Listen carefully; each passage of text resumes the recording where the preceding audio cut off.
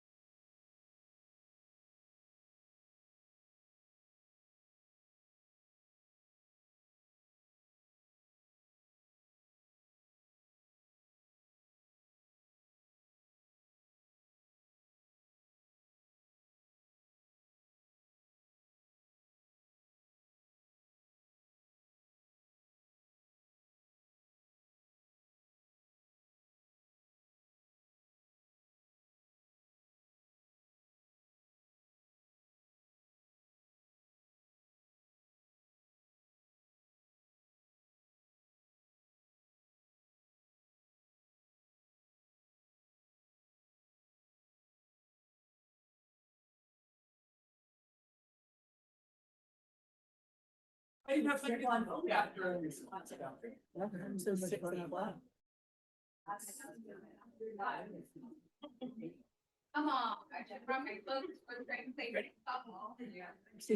right, everybody. Welcome to our Selma City Council regular meeting. It is Tuesday, July 21st, 2026. Thanks, everybody, for coming out on a hot evening. Really appreciate it. We are in the Selma City Council chambers at 1710 Tucker Street in Selma, California, 93662. Teleconference phone number is 301-715-8592. The webinar ID is 891-6864-5005. When on the phone, if you wish to address the council during the public comment part of the agenda, press *9 to raise your hand, and we will select you from the meeting queue. Press *6 to unmute and mute yourself. Notice to meeting attendees, members of the audience shall not engage in disorderly or boisterous conduct, including the utterance of threatening or abusive language or other acts which disturb, disrupt, or impede or otherwise render the orderly conduct of a city council meeting infeasible. Tonight, our invocation is going to be from Pastor Joe Alvarez, wearing many hats tonight. Welcome, Pastor. Thank you, Mayor, City Council. Let's pray. Heavenly Father, in the name of Jesus Christ, we just thank you for this opportunity just to put everything in your hands. We just ask you in the name of Jesus Christ that you fill us of your Holy Spirit, fill our board, Heavenly Father, of your Holy Spirit, and guide them, Heavenly Father, as they do your work.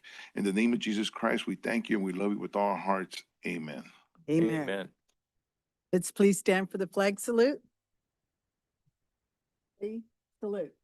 I pledge allegiance to the flag of the United States of America and to the republic for which it stands, one nation, under God, indivisible, with liberty and justice for all. All right, would you call the roll, please? Councilmember Avalos? Here. Councilmember Segura? Here. Councilmember Trujillo? Here. Mayor Pro Tem Guerra? Here. Mayor Robertson? Here. Potential conflicts of interest. Any council member who has a potential conflict of interest may now identify the item and recuse themselves from discussing and voting on the matter.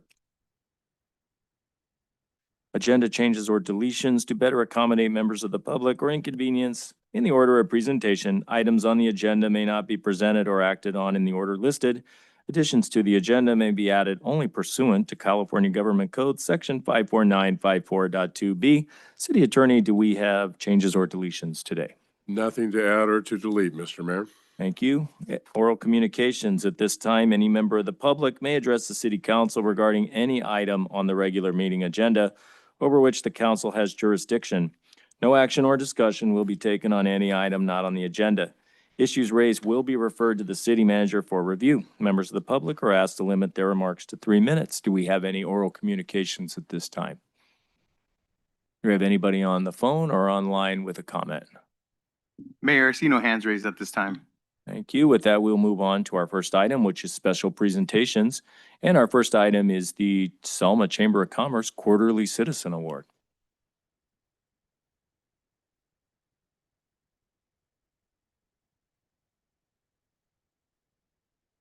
Hi, good evening, Mayor and council members, staff, and community members. My name is Nick Sahota, and I'm proud to be served as the president of Selma Chamber of Commerce.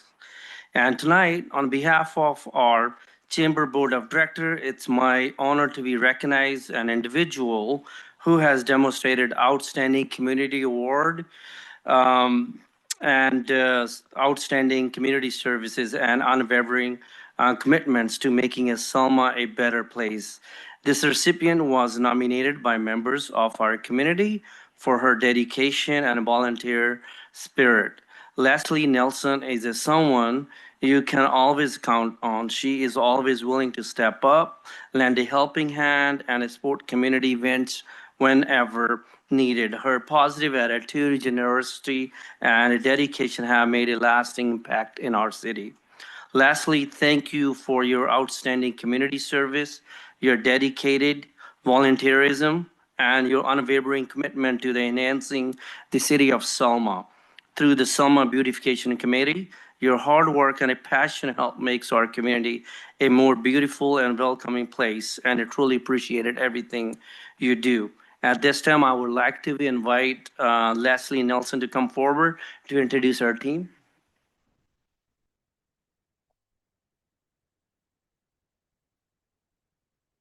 Thank you so much. This is really exciting because we've been doing this for about, how many years? 7?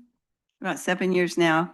And so we're very, very excited. And this award is not just for me, it's for this group of people who come out on Saturday mornings at 8 o'clock for an hour and just get in and just get down and dirty and pick up what we call litter around town. So I wanted to thank them. They're the heart of all this. And there are a lot that couldn't make it tonight, but they're the heart of this award. And I just want to thank you all so much. And Tanya, Andrea, and Colleen, everyone, they've just been coming out from the get-go. And when we first started out, it was, some pretty dirty places. And then we were told we had to kind of pick and choose some smaller and something a little bit more doable for us. But we love it, and we welcome anyone that would like to join us. We go out one Saturday a month, most of the times for 1 hour. And we just have a great time. It's great community fun, and we learn a lot of things about Selma, places we haven't been before. And just thank you all so much, every single one of you. Really appreciate it. And thank you very much. All right, at this time, Leslie, I want you to come forward and now I'd like to accept the Selma Chamber of Quarterly Citizen Award. I also like to invite the mayor, member of councils, the board of directors and city staff to join us for a photo to commemorate the special recognition, and congratulations again. Please have the board come forward. We got. You guys ready to take a picture right here? Yes, sir. All right, come on in. Yeah.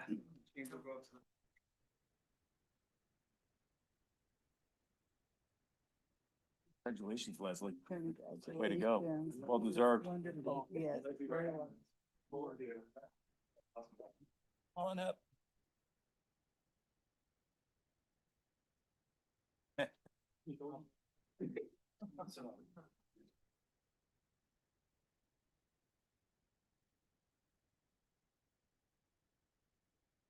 Hawkeye's in the back. There you go. You guys look good, okay. Here we go. 1, 2, 3. One more. Ready? 1, 2, 3. Here we go. 1, 2, 3. 1, 2, and.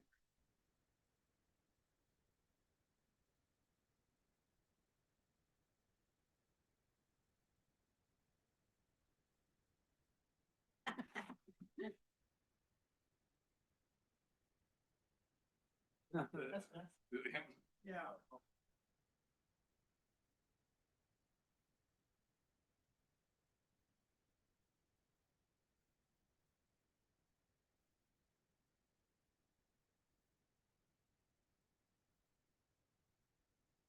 Go. 3, 2, and 1. 3, 2, and.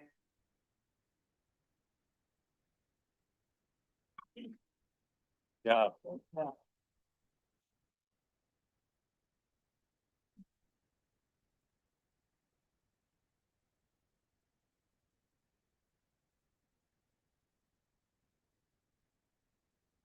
And very appropriately, we're going to go on to our Parks proclamation, that parks make life better. And I think that our citizen volunteers make life better in Selma as well. So I think it's a good segue to our Parks proclamation.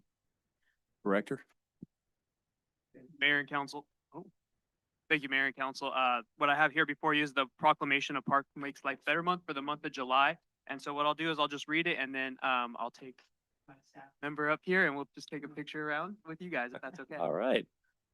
This resolution recognizes the importance of equitable access to local parks, recreation, trails, open space, and facilities for the positive development of all Californians and their communities. We therefore declare the month of July as Parks Make Life Better Month. Whereas Park and Recreation promotes physical, emotional, and mental health and wellness through organized and self-directed fairness, play, and activity. And whereas Park and Recreation supports the economic vitality vitality of communities by partnering with local businesses and nonprofits and offering events for the residents' engagement. And whereas Parks and Recreation creates memorable experience through youth, sports, and enrichment activities, teen centers and programs, senior activity centers, adult fitness and enrichment programs, free community events, and beyond. And whereas Parks and Recreation fosters social cohesiveness in communities by celebrating diversity, providing spaces to come together peacefully, modeling compassion, promoting social equity, connecting social networks, and ensuring all people have access to its benefits. And whereas Parks and Recreation support human development and endless learning opportunities that foster social, intellectual, physical, and emotional growth in people of all ages and abilities. Whereas Park and Recreation strengthens community identity by providing facilities and services that reflect and celebrate community character, heritage, culture, history, aesthetics, and landscape. And whereas Park and Recreation facilitates community problems and issue resolution by providing safe spaces to come together peacefully and serving as key points of service, helping our communities heal both physically and emotionally.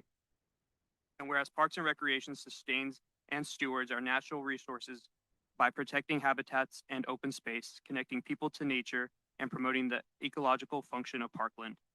And whereas Parks and Recreation support safe, vibrant, attractive, progressive communities that make life better through positive alternatives offered in the recreational opportunities.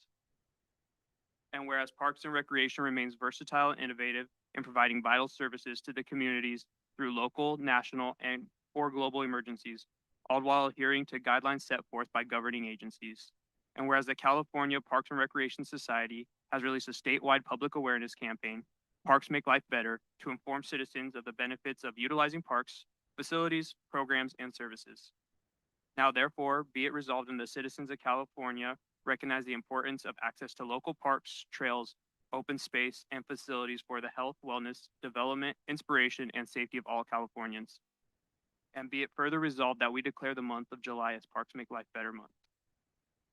And be it further known that the City Council of Selma does hereby proclaim and declare the month of July 2026 as Parks Make Life Better month.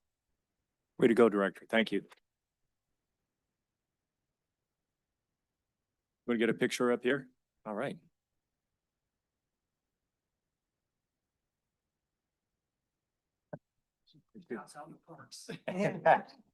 You're working the parks. Good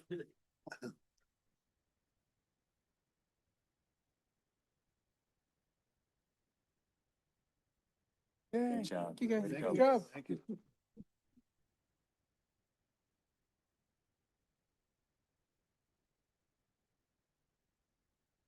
All right, we're going to move on to our consent calendar next. All items listed under the consent calendar category are considered routine.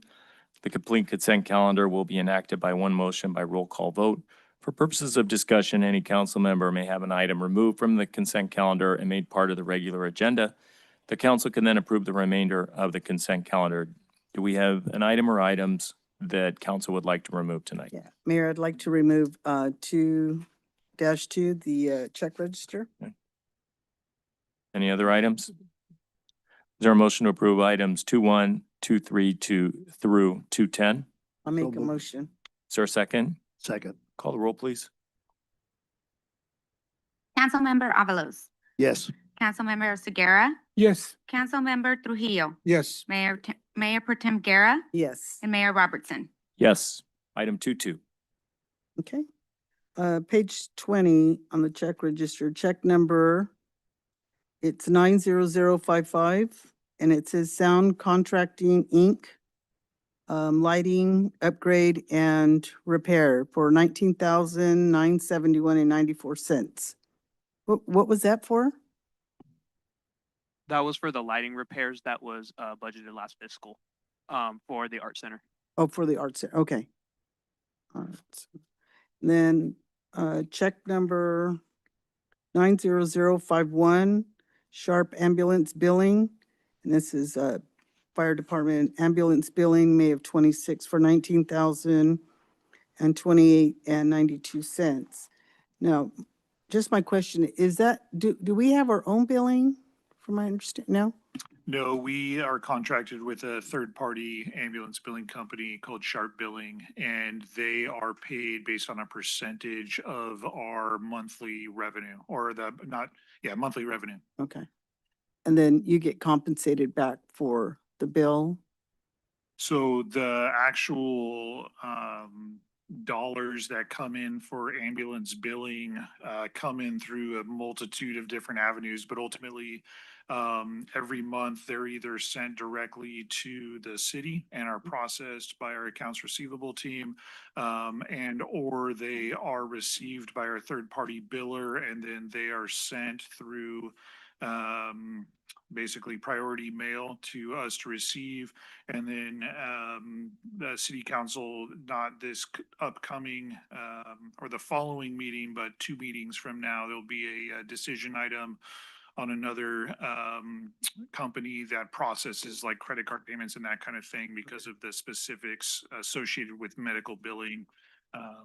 There's a difference there. So, but ultimately, all of the dollars come through our city's finance team and get processed monthly, with exception of the rate range program, which is a IGT program where we wire money to the DHCS, and then we receive 2 checks from Calviva and Anthem Okay. at the beginning of the year. Okay, thank you. Chief Alcaraz, the Glocks and the Springfield rifles, that was paid for out of, refresh my memory, Measure S, or was there another account it was paid out of? My apologies, Mr. Mayor. My mind just drew a blank, but I believe it was Measure S. It was reallocated within the fund. We did not sign other agreements. So in essence, we had some savings there and we purchased that equipment. I to know make it sure- was one of those funds. It was Yes, just sir. asking for a refresher. Thank you. Appreciate that. Anybody else? Anybody from the public with any items on the check register they have a question about? Anybody online or on the phone? Mayor, I see no hands raised at this time. Okay, is there a motion to approve item 2.2? I'll make a motion. Is there a second? Call the roll, please.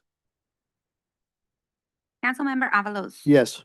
Councilmember Oseguera, Yes. Councilmember Trujillo, Yes. Mayor Pro Tem Guerra, Yes. Mayor Robertson. Yes. Okay, departmental report, city manager. Let me turn it on. Thank you, Mayor and Council. Not much to report right now. I was on vacation last week with the family, which was nice. However, staff and I met with EDC and worked on applications to State GoBiz for the next round of opportunity zones. We submitted 3 zones for consideration, which cover most of the city. We'll be having an item on this for further discussion at our next council meeting. I also attended the Bethel Senior Living grand opening, and that was a nice facility and a good tour.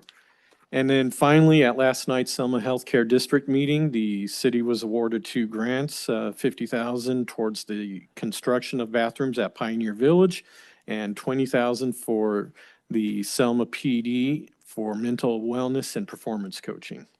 Great. Thank you for your report. Glad it made it back from a vacation and you're ready to go. Community Services Director. Good evening, Mayor and Council. I have a couple updates for you guys. SAC Teen at the Selma Art Center's The Prom opens this Friday, July 24th, and will run through August 8th at the Selma Art Center. Tickets are available at selmaartcenter.com/tickets. CKP's How to Train Your Dragon is currently in rehearsals. That production will run on August 27th through September 6th. And then currently right now, the 25th annual Putnam County Spelling Bee, the casting is complete. More than 50 artists from around the valley audition. The production features 2 casts totaling 17 actors and runs from September through October at the Selma Arts Center. For recreation, EMS will be at the Senior Center this Thursday at 10 a.m. to help educate seniors on staying cool during the summer heat. NFL flag and cheer registrations just opened this week, and they will remain open through September. And then currently Animal Services, we just purchased another order of microchips, and so we're working internally to organize another microchip giveaway event. Great. All for community services. Thanks for your report. I think we'll be getting back to you during an agenda item later on this evening. Fire Chief Webster. Yeah, good evening, Mayor and Council. Just a few items tonight. Currently, our Fire Marshal Anthony Rivas and one of our engineer paramedics, Brian Marsh, were assigned to the Biscar Fire, which is up in Susanville. Rivas is assigned as a resource unit leader and engineer Marsh is assigned as a fire line medic. They both got punched out yesterday morning, and then we're anticipating Battalion Chief Fulner being requested and sent up there as well. And so it's not a huge incident, but they anticipate probably a 2-week stay up there. Secondly, and this is a super exciting thing, I think for everybody, is tomorrow is the scheduled pre-con meeting for the EMS facility. So that's a big deal. And following that meeting, we'll have a construction schedule. So we'll have some dates and timelines on how that's going to go. And then lastly, today I went down to Visalia and participated in the Cal Water EOC training, which was a really great training and just further strengthens our partnership with that and critical resource to our city. So, end of report. Thank you, Chief. Appreciate the report. Comms Director Moreno. Mayor, members of the council, I personally want to thank the members of the Selma Healthcare District for their $50,000 investment and collaboration and partnership for the Pioneer Village project. The restrooms, it continues our strength in collaborating with other organizations within the city, and really appreciate that. A few other updates. I want to share with you a quick update. I don't want to steal Councilmember Oseguera's thunder because I know he'll mention it later. But we have the Selma Live event coming up on September 4th. It's in Lincoln Park again. It's coming up with the Morenos and Ruben y La Nueva Onda. So it's a good mixture, a good community event to get folks out again. So I want to share this with the community.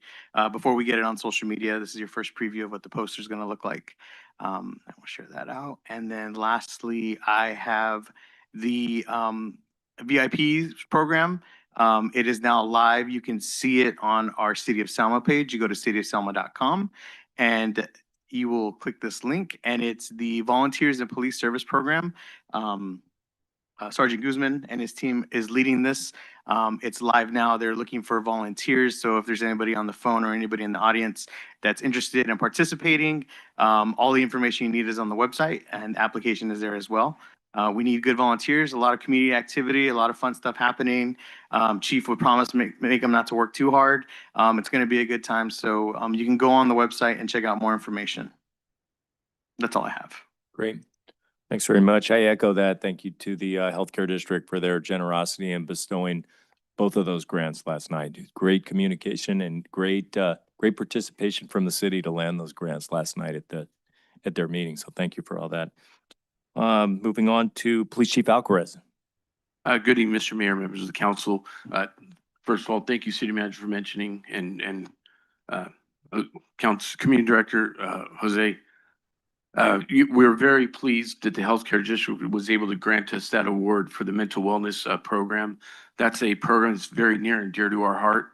You know, the stress and the things that our personnel in the police department deal with on a daily basis, day in, day out, it catches up to them. And we want to make sure that they're healthy so they have a prosperous career, not just at work, but at home. And they don't take that stress home to their families that are already worried about them when they leave the door to go to work. So we're very thankful to the Healthcare District. I'm hoping to be at the next meeting, so I know in advance so I can thank them in person. But I just really want to thank them because it was a very huge initiative we tried to get started. We're currently looking at some federal funding to fund the next several years after this year. So we're hoping to be successful with that. But again, just a big shout out and thank you to the Healthcare District. On that, in addition, currently we're still working on our e-bike ordinance. Currently, the ordinance is over at the RMA. It has gone through City Attorney Costanza's office. We are then sending it over to RMA just to make sure that we're on the same page and we're ready to push that forward. We do have preliminary plans, though, to do some enforcement, either right when school starts or prior to school starting, and pushing out information for parents. Because again, it's crucial that parents are having conversations with their children. This equipment is dangerous. You've got to adhere to the rules of the road. You have to use safety equipment, just like any other motorized vehicle. So we're working on that and hopefully to get that wrapped up by the end of August. And additionally, a few more things. If you're driving around town on Saturday mornings, you're going to see our young explorers out running around our city and working out. They're preparing for some upcoming Explorer competitions. So we've had a humongous outreach and participation of our kids here in town. So we're kind of trying to get them ready to hopefully graduate high school and then get into the profession. So we have a great mechanism to hold some of these kids once they graduate from high school. We're working with our assistant city manager to make sure that we have that pathway for them and we can kind of keep them under our umbrella as they're navigating young adulthood and going to college. So we're very excited about that. We're excited, and it's great to see them out running and working out. So it's just it's great to see this program come to light. And I wanted to start that right when I got here in 2022, but I know I needed the right personnel. They had the passion and the energy to deal with young kids and give them some good mentorship and development. And we found those people. So I want to thank them also for their hard work. Because those programs like that are not successful without the right leadership. So thanks to them. And then lastly, we got to play dodgeball with some kids over the Boys and Girls Club today. I think I took a ball to the face. So I still look okay, my wife said. So that said, I had a great time. And I want to thank Ruby for all her hard work over there at this.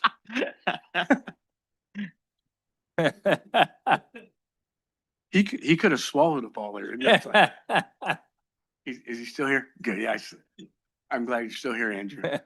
Anyways, my staff that showed up to play, Ruby for the phenomenal work she does out there, keeping those kids engaged, keeping them focused, and hopefully get back to school and finish up that education. So again, thank everybody. It takes a village to raise children, and thank you all for your support. That's it. Thank you, Chief. Appreciate that. Looks like really good stuff. Public Works Director Han is online tonight, I think, to deliver his report. Yes, I am. Thank you, Mr. Mayor, members of the council. A few items to update you on tonight. Per direction from the city manager, I will be reaching out to Janelle Del Campo from FCRTA and be looking into the possibilities of a bus stop, a transit stop shelter near Walmart on Floral.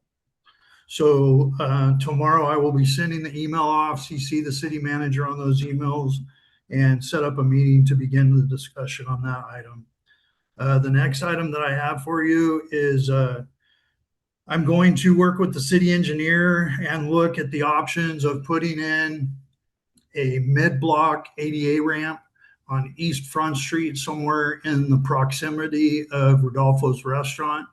I know that that's been an item that we've been looking at, but we need to assure proper ADA travel. So I'll be working with the engineering department for moving forward with an option for that area.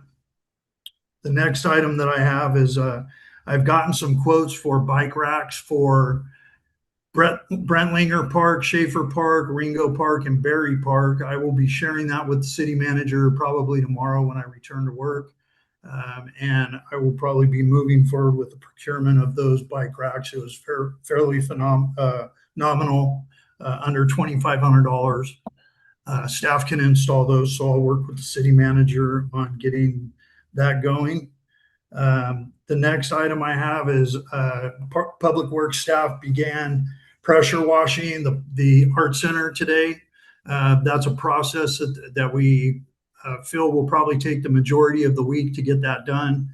I have reached out via email to the DOT agent responsible for the grant for the Clean California, that we were looking at options for what we can do.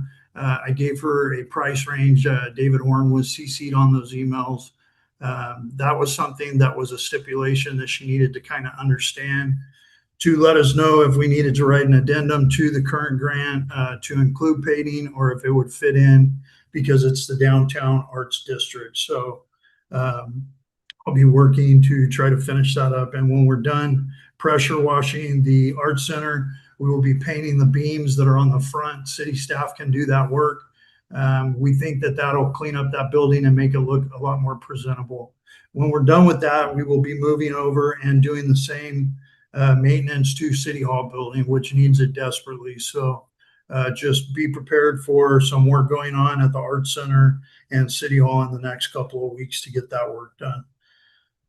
On a good note, we got an update from Garland yesterday afternoon for the Fire Station 1 roof. It looks like they're on schedule to complete that work tomorrow in lieu of a punch list that's being done by our staff, our building inspector, Matt Cochran, and also by Sheldon, who works for Umabi and Horn as our construction management for that project. So we're looking to wrap that up. There's some punch list items that they're going to have to address before that's completely satisfied as far as the contract's concerned, but that's the latest update on that. They started work last Friday, received the metal roof last Wednesday, and they worked Friday today, yesterday, and day today. So looking to wrap that up. The last item that I have is in regard to the Pioneer Village restrooms. As the city manager stated, we thank Selma Healthcare District for their participation and their collaboration with the city to add some funding for that project to get some restrooms that will actually satisfy the demand that's out there for the events. I have engaged with Mobile Modular per direction, and we will be trying to get together a concept for a standard restroom building that they build commonly so that we're not doing a custom build. I will keep the council updated on how that's going. You did get the concept drawings and some of the layouts at the last council meeting, but I will be bringing this information from Mobile Modular as soon as that's made available to me. And that's the end of my report. Mobile Modular being the local provider restroom facilities. Is that right, Director? That's the local provider, and it's also the contract that the fire chief is currently under for the EMS facility. Great. Love seeing us going through those local vendors. Thank you. And thank you for your efforts last night to land that $50,000 grant too. Appreciate that. Yeah, I appreciate it as well. Thank you. Take care. With that, we are going to take our usual 5-minute break at this point. Anybody who doesn't have any business with the city, wish you a good evening, and we'll be back in 5 to finish up our meeting.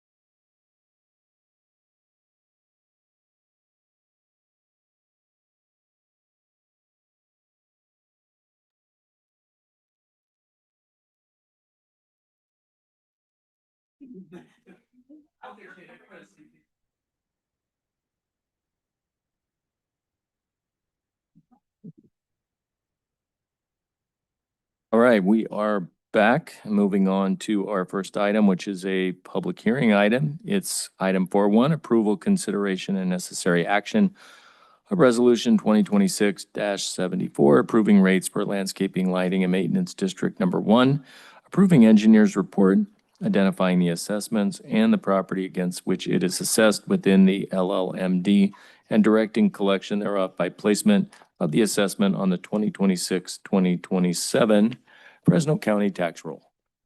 City engineer. Good evening, Mayor, members of the council. Yep, this item and public hearing is an annual necessity as we look at the LLMD rates. The engineer's report was provided to you June 16th at the regular council meeting. There's been no changes or edits to that report. The public was noticed for this public hearing twice in July on the 8th and the 15th. The public hearing is available for any of the property owners to ask any questions. As we stated when we provided the preliminary report, the rates may have changed up or down for different zones, but none of them have exceeded the highest level in the past. So there's no need for any further action. The rates go up and down based on our engineer's estimate of the costs that we see and estimate for next year. Also taking into account if the funds were not used this previous year, those rates may come down because we're going to use that balance. We're always trying to not leave anything in those accounts. And our estimates are just based off of what we see in the marketplace for maintenance, the costs for Cal Water, PG&E, for the streetlights. All of those items are in that report. So if there's any questions, I'd be happy to answer those questions, but just asking the council to approve this resolution so we can work with the finance director to get the tax assessments to Fresno County. Thank you. Does council have any questions for the city engineer before I open this public hearing up? I just wanted to confirm our reports back in June. When we reviewed them, it indicated that there wasn't an increase. Is that correct? And that still holds? Was not an increase? Right. Well, some zones increased a little bit and some zones decreased a little bit. Okay. Yep. So each zone we look at specifically as their own zone and what needs to be maintained and repaired in that zone. So each zone is different. Okay. So you evaluated each zone depending on if it needs a little more, tender love and care. And then those that probably are well maintained didn't, so those possibly could have came down. Is that right? Yes. Okay. Okay, with that, we'll open the public hearing. Do any members of the public present tonight have any opinions for or against this approval of and resolution for approving the rates for the LLMD district, approving the engineer's report? Anybody have anything they'd like to say? Anybody online or on the phone with an opinion about the engineer's report? Mayor, I see no hands raised at this time. With that, we will close the public hearing, refer this item back to council. Does council have any questions? And if not, is there a motion to approve these rates? Second? Second. Call the roll, please. Councilmember Avalos? Yes. Councilmember Oseguera? Yes. Councilmember Trujillo? Yes. Mayor Pro Tem Guerra? Yes. Mayor Robertson? Yes, item's approved. Moving on to item 4.2. Another approval item, consideration of a resolution 2026-75 confirming report of the environmental control officer on delinquent parcels for the cost of removal of structures, weeds, rubbish, refuse, dirt, etc., and sidewalk repair to the 2026-2027 Fresno County tax roll. Finance Director. Yes, Mayor Robertson, council members. The item before you is for City Council to conduct a public hearing and also to adopt the resolution 2026-75 approving the environmental code officer on delinquent parcels. So per our city Selma code, The city, throughout the year inspects property within the city limits for nuisance abatement. The process is where the city goes and posts the notices. They also mail the same notices as well to the property owners. And the property owner has 2 weeks to clean up and maintain their property. If no response, the city does take action. That's what we're doing today. You'll see the list of the property owners that have not paid on attachment A. And this will be assessed on the 26-27 tax roll. And also it was public on the newspaper noticed on July 7th. Thank you, Finance Director. Is there anyone on this list or who has an interest in this list with any questions? Council, do you have any questions before we open the public hearing? With that, we will open the public hearing. And is there any public input on this item at this time? Anybody online or on the phone with a question or a comment, pro or con, on this particular item? Hands raised at this time. With that, we'll close the public hearing, refer the item back to council, and ask for any questions. And if no questions, ask for a motion to approve this item. Make a motion to approve. Is there a second? I'll second. Call the roll, please. Councilmember Avalos? Yes. Councilmember Oseguera? Yes. Councilmember Trujillo? Yes. Mayor Pro Tem Guerra? Yes. Mayor Robertson? Yes. Item 4.3, which is another public hearing item, the last one of the evening, which is consideration of a resolution 2026-76, confirming report from the Code Enforcement Division on delinquent parcels for administrative citations and certification to the 2026-27 Fresno County Tax Roll. Finance Director. Thank you, Mayor Robertson and council members. Again, staff recommends that City Council hold a public hearing and adopt Resolution 2026-76, approving the report from the Code Enforcement Division on delinquent parcels for administrative citations and related actions. Again, same as the one prior staff report, Code Enforcement have violation on certain parcels and have issued administrative citations as shown on Exhibit A. Again, these were also noticed on July 7th in the newspaper, and this is just for the City Council to approve for it to be on the tax roll for 2026-27 tax roll. Thank you. Any questions from the council before we open up this public hearing? With that, we will open up the public hearing and ask for public input on this particular item before we close the public hearing and refer the matter back to council. Is there any public input at this time? We have anybody on the phone or online with input on this item? Comms Director. Mayor, I see no hands raised at this time. That will close the public hearing, refer the item back to council. Does council have any questions? And if no questions, is there a motion to approve this Make a item? motion to approve. Is there a second? I'll second. Call the roll, please. Councilmember Avalos? Yes. Councilmember Oseguera? Yes. Councilmember Trujillo? Yes. Mayor Pro Tem Guerra? Yes. Mayor Robertson? Yes, item passes, as do all three items on the public hearing agenda tonight. And with that, we will move off the public hearing agenda to items of regular business, starting with item 5.1, which is a capital improvements project update. City Engineer. Thank you again, Mayor, members of the council. Our department was asked to give an update on some of the current capital improvement projects. And I've given this update before, but tonight we'll keep it short with mainly the projects that are in construction or have been awarded to a contractor.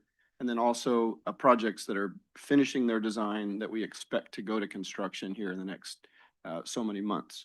So we provided a list of each of these projects in your packet. I think there's a PowerPoint to go through that. So some of the projects we wanted to give you updates on, the Amberwood Sewer Trunk Main project. We are still working with the contractor and the Union Pacific Railroad. The contractor has submitted their right of entry permit. We're waiting for the UPRR to award that so that we can do the potholing and work on that final jack and bore under the railroad. So that's still in process, and that's the last piece of that trunk main that needs to be done. We don't expect it to be months and months, but it is a process that we have to go through with the UPRR. The rest of the project upstream of that is completed. We have that temporary siphon that SKF and the council agreed upon to allow new homes to go into service. But we are continuing to push to get this last piece finished. Next project is the Clarkson Sewer Lift Station project. I provided updates in the last so many council meetings that the electrical work, the generator, all of that system is completed. There was one piece of communication that is required to communicate from the lift station to SKF. It's a piece of equipment that they require. It had to be sent back to the manufacturer to get recoded. SKF had some issues with a frequency. So beyond that, that has been, I believe, completed. We're just working on getting the lift station finished with the pumps and getting it pulled up, and then there will be some site work done. So as soon as those little pieces get finished, everything will be finished on that project. And I have a question. Mhm. I'm just looking at the amounts and just doing the math. It looks like there's about 421,957 that may be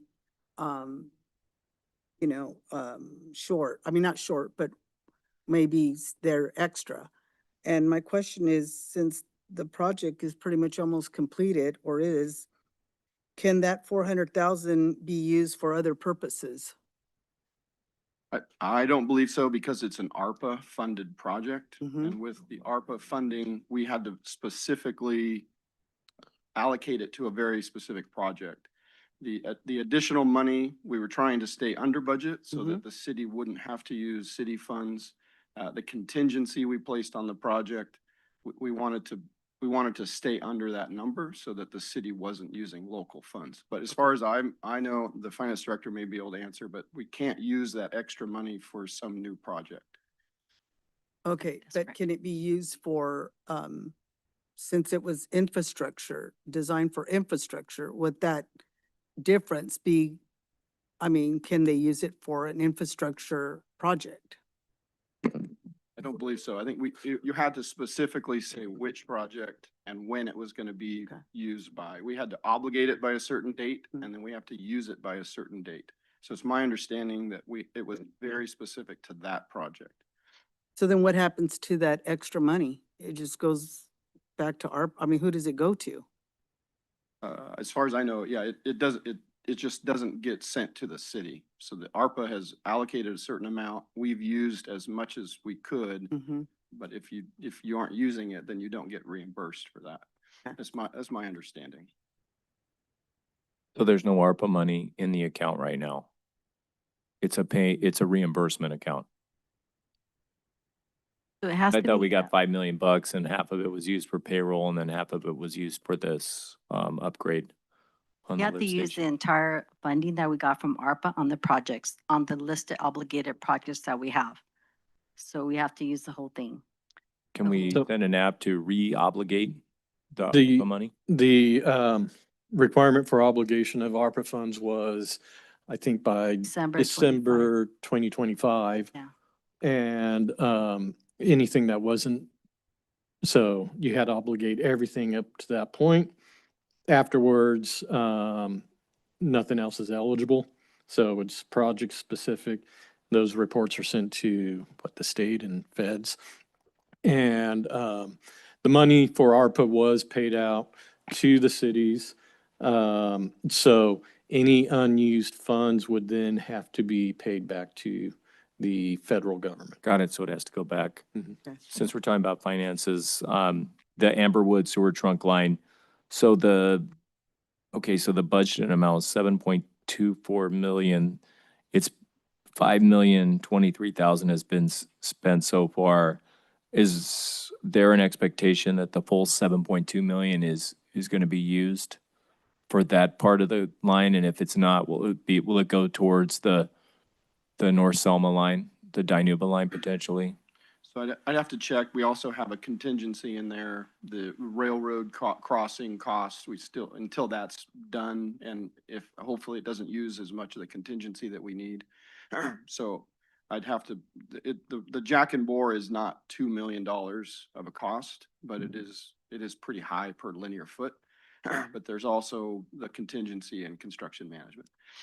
For this, as the bonds go, I'd have to revert back to the finance director on. Yeah, we can do a reconciliation on that to see where we're at and what's left of the bond funding. Are we paying the interest on the amount that the city actually used for the bond? Are we paying on the budgeted amount, the interest? The budget amount, because I always budget the actual principal and interest for each one of those. Got it. Thank you. The next project is what we're calling the Orange Avenue Basin Fencing Project. This went out to bid, was awarded to a contractor. It's a real short stretch of fencing along Orange Avenue north of the middle school. It's a city basin that was not fenced. Public Works Director asked us to do a project to where this is fenced in. It makes it safe. If there's water in the basin, we want to make sure it's secured. That's out to bid. That contractor has been awarded. It should be no major street impacts or traffic impacts, but there will be some fencing and behind the sidewalk in that area. The next project that's under construction is the Thompson Floral Alley Drainage Project. This is a small alley on the southeast side of Floral and Thompson. This is a drainage issue, sewer connection issue that SKF found. This project went out to bid, was awarded by council. So we're working through the pre-construction meeting. The contractor will be fixing that storm drain issue and repaving the alley in this location. So that is expected to be finished mid-September. Moving on, there's a couple of projects that are out to bid right now. The first one is the Floral Avenue Median Project. This is a small development impact project that the city asked us to work on. It's underneath the State Route 99 on Floral Avenue. There's a small median that we identified as a way to increase some capacity for traffic to hopefully be a small improvement on traffic circulation at that signal. The plans went through review with Caltrans. Those were all approved. We obtained our encroachment permit. The project has been sent out for bid. The bid opening is set to be this Thursday. So we'll bring that back to council with the bids that we receive. Next project that's out to bid is an alley project. It's kind of in the Merced, Stillman, Tulare area. This was a federally funded project. The city received money from the CMAQ program. These are alleys that do not have paving, so they're mostly dirt. So the city received funding. We've completed our design, got the approval through Caltrans because it's federal funding. These will be advertised. It's out for advertisement, but this project mainly is just to fix the paving. If there's any storm drain issues, the contractor will fix those at the same time. And just moving on, some of the projects that are completed in the design phase, but we will be moving to bidding and sending those out to the public bid. There's a Rose and Mitchell bike lane project that we received some CRP funding, which is a federal carbon reduction program. That's on Mitchell, and then as it goes east on Rose. Those plans are done. It's mainly just striping and signage for a bike route to help traffic know if kids are riding their bikes to school, that it'll improve and make that a little bit safer. We're waiting, because it is a federally funded portion, we have to wait for the authorization from Caltrans for construction. So once we receive that, we'll put that out to bid. Moving on, the next two pages are related. This is the Dinuba Avenue street project. So on either side of McCall, completing the paving improvements. Those projects the design is completed. We've received construction authorization from Caltrans, and these two projects are adjacent to the Signal project. And so we're working on a construction schedule to make sure that we can kind of work through the traffic impacts. But we're obligated for our construction funding for the city for this next federal fiscal year. Will that include a widening? No widening on these, it's just replacing the pavement that's there and the condition that it's in. So this SDBG funding is not meant to help increase capacity, it's meant to help repair the roads that are existing. Which is kind of the trend these days. What, will this increase the pavement management, pavement condition index? Will it bring it up from 60? Yeah, for any of the, for what counts for the city, any of the portions that are in the city limits, it will bring the PCI from a low number in the 20s up to the 80 or 90 mark. Because those are in the 20s right now. Yeah, they're pretty Oh, low. wow. Okay. That's good to know. Excuse me. Next project is the Selma Second Street project, the Clean California project is what we call it. Those plans have been approved. Caltrans has issued the encroachment permit. Our staff is completing just the final constructability and preparing the projects. We didn't get that one. Selma SR 99 Gateway to Downtown Revitalization. Oh, we did get that one. Yep, right there. It's Oh, it's okay. after the one. Yeah, the title should have said Get Clean moving. California. You can see in the funding.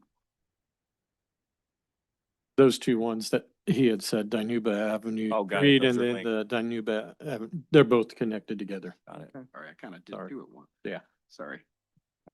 Yeah, the Clean California one on Second Street, which goes from 99 all the way up to the west front. This is the one that includes the off-ramp, bears and statue and the improvement. So all the plans are approved. Caltrans issued their permit. Our staff with our construction management team is reviewing that, getting the bid package ready so that it can go out to bid, reviewing the estimate, making sure that what we bid is within the grant amount, or that we bid it in a certain way that the city has a choice if they want to award additional funds.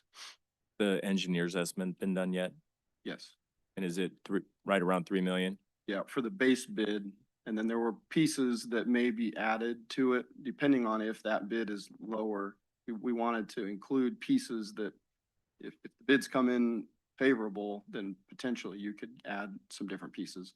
And I think there were some signage that was added or that was designed at like West Front Street that are kind of those vertical signs. I believe the council saw some options on that. Some of those may be bid as what we call ad alternate. So you'll get a number, a bid number, and if the bid is over the grant amount, then you'll have a choice. So we'll be asking you to decide if we want to include those in the projects and fund those from a local funding. Can this go out to bid even if the maintenance agreement hasn't been finalized yet with Caltrans? Yeah, That's they- kind of a they- side issue. They, Okay. they've issued the permit with a Okay. letter of intent, so. All right. The next one. The remaining 5 projects are all local street rehab or reconstruction projects. So I'm providing you each of them individually because they're maybe from different funding sources, but they're all one project. So the design is complete. There will be sent out to bid as one project. We've done that in the last few years. We tend to get better bids because local contractors can use a economy of scale, and they're all very similar in scope. So each of the locations, these are the projects where those PCI values or input from the public or council, these have been on the CIP plan for the last couple of years. The design is complete. We're just trying to wrap up the bid documents. As far as we're concerned, they're ready to be advertised. So once our staff gets the bid documents ready, we'll get those out to be advertised, and we'll start that construction this summer. When that does go out to bid, we'll make sure the council knows about the traffic impacts and any impacts to the community. Those are the main projects. If you have any other questions, I'd be happy to answer. Great. Thank you, City Engineer, for your report. Does council have any additional questions? Yeah, I have a question, David. On the time frame for the Amberwood project to the railroad, railroad crossing there underneath the railroad? Would it be, I know you've been working on it for a while, a long time. The question is, would it be done before winter on that issue? I think it'd be unlikely. For Or this is it pretty winter, close? I think we need to get the UPRR potholing. That once we have that data, then we can finalize the redesign and work with SKF on what that looks like and go through that process. And once that's ready, then we'll be working with the contractor with any changes or any costs. So in my mind, that's gonna take, I think, potentially longer than the winter time.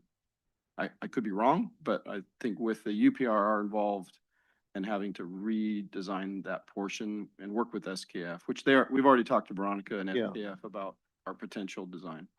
I'm just, I'm just wanting to get it done before, because they're building the houses out there and I don't, I know they're on a time frame as well. They want everything to be smooth and running. And I don't want no problems. Oh, shoot, gotta wait another year. A developer doesn't, he's building a house, he can't wait. He's got to keep going. And we worked with SKF on that temporary siphon that SKF and the council agreed upon. That there's a certain number of houses that Yeah, siphon that has to, yeah. can accommodate. And that number was shared and discussed. So if there's quite a few homes that could be done. And from our estimation and the community development side, it's gonna take a while to get to that point. There's no reason to delay the project, but from a home builder standpoint, there is capacity while we finish this.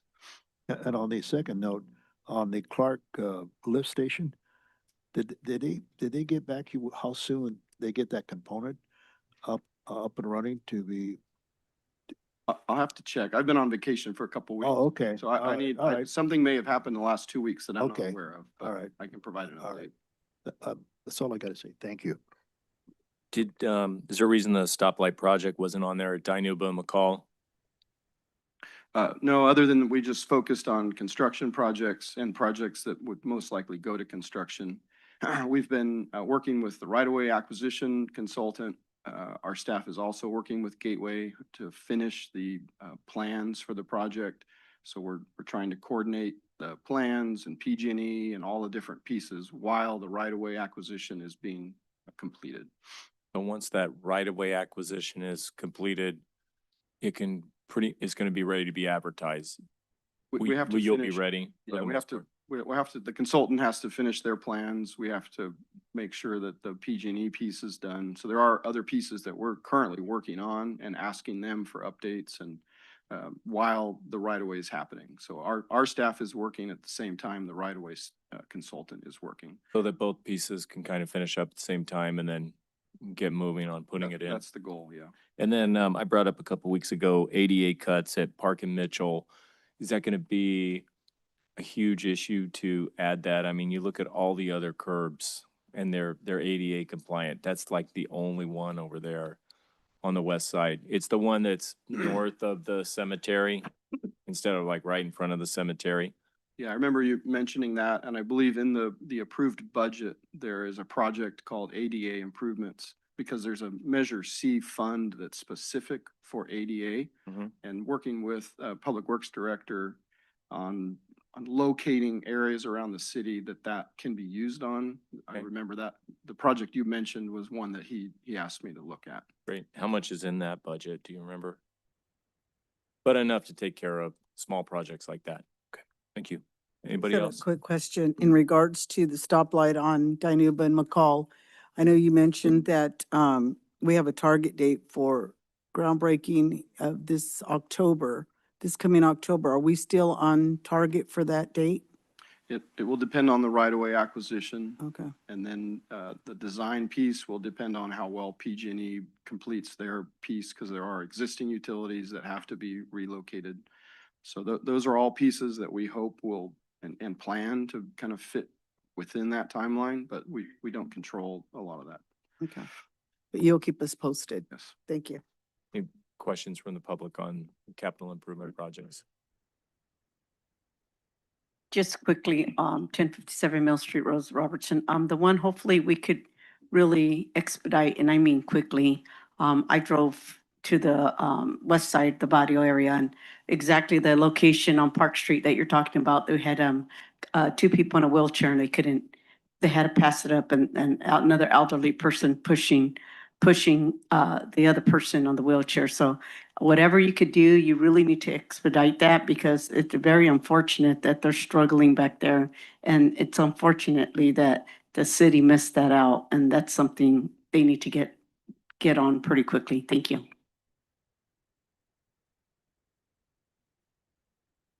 Anybody online or on the phone with a question? Mayor, I see no hands raised at this time. You. This is an informational item. So we will now move on to our next item tonight, which is item 5.2. And this is also an informational item on the senior center survey.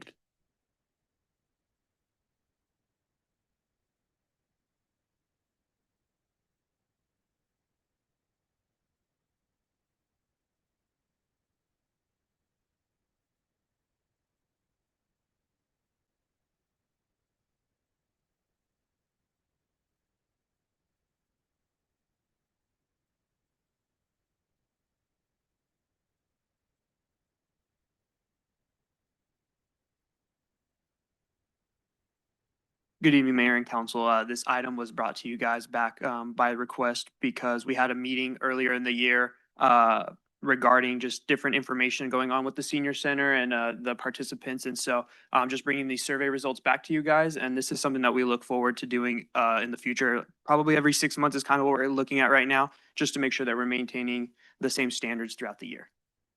So with our first survey, we took about 34 participants. Most of them were from Selma, as you can see, 24 from Selma, one from Kingsburg, one from Carruthers. So mostly servicing Selma people. The 34 participants on a day-to-day basis, we usually average about 20 to 40 participants. So that does get a good majority of our daily goers. And then for our age groups, our majority came from that 65 to 74 age group. Next was 75 to 84. 55 to 64 was right there after it. And then we have two 85 plus responses in there as well. And so the first thing that was brought up was the meal service. That was by far the biggest issue at the center. This was taken before all the EOC changes that have been made. And so we're looking forward to the updated of it. With that, Jose, if you can keep going with it. A lot of the complaints were pretty much the same thing of the taste, the variety, repetitive menu. What happened with that is EOC gave us a survey with what we'd want to see on the menu and gave our seniors a chance to get some input on that. And with that, we've already seen a dramatic increase in the satisfaction of EOC meals. And so just getting that sense of ownership over the menu really gave them a little bit more satisfaction over the repeat. What are some of the changes, Director? They released a survey where we got to pick what actual meals and sides we had on there, and we sent it back. They did a tasting there at EOC facility to sample some of these new meals coming onto the menu to see if it was something that was going to be well received or not really as much. And with that, they took that feedback and created a new menu. And so we have that menu now, and it's honestly a struggle to try to find days that they actually don't like the meal now because they get to actually pick the lunch. And so it's harder to find days to supplement those meals with something else. But yeah, if we can keep going, it's answered your question. 85% of our participants supported local catering businesses. And so we've already kind of seen that starting with the healthcare district, bringing in a meal for us. The seniors loved it. We had, I think, 60 people sign up for that. And so it's one of our bigger lunch meals of the year. Go on, Jose. For the desired meal cost, depends on meal quality for most of them. A lot of them are willing to pay that extra $1 to $2. Currently, right now, we ask for a $3 to $4 donation per meal, or a $3 donation per meal. And so all of them most of them are willing to pay that $1 to $2 extra for a catered meal. A good percent of them were willing to pay 3 or 4, but most of them said it depended on the meal itself. Participation in programs. So our center kind of went through a little struggle of whether we should have people who are not senior centers in the program, but a majority of them said yes, that they should be involved in it. And the same thing for the outside of Selma, if they're not City of Selma citizens. Our center was really accepting of all of these As far as the timing for our programming, most of them preferred the morning. Not a lot of afternoon activities were very much wanted. Only 19% of the surveys wanted afternoons. The biggest one by far was bingo. That's the staple at our center. That always brings the biggest crowd. Movie days, arts and crafts, fitness, different speakers and dancing. And so staff has already taken this and started using it into our future programming to implement more guest speakers, different movie days, working on our craft coordinator, Lori, to get some different craft options in there as well. So what does the senior center actually do of those programs currently? So we do bingo, we do a fitness, we do a dancing class, we do tech throughout the year, select times whenever those opportunities come through. And then that right now those are, and we have card games currently. What we're working on with the card games though is they wanted it to be more specific where we kind of lead them in a game rather than have games for them. And so we're looking at doing something like that in the future as well. What about speakers? What kind of topics would you be bringing in there? Yeah, so this month we have EMS coming out for a heat prevention.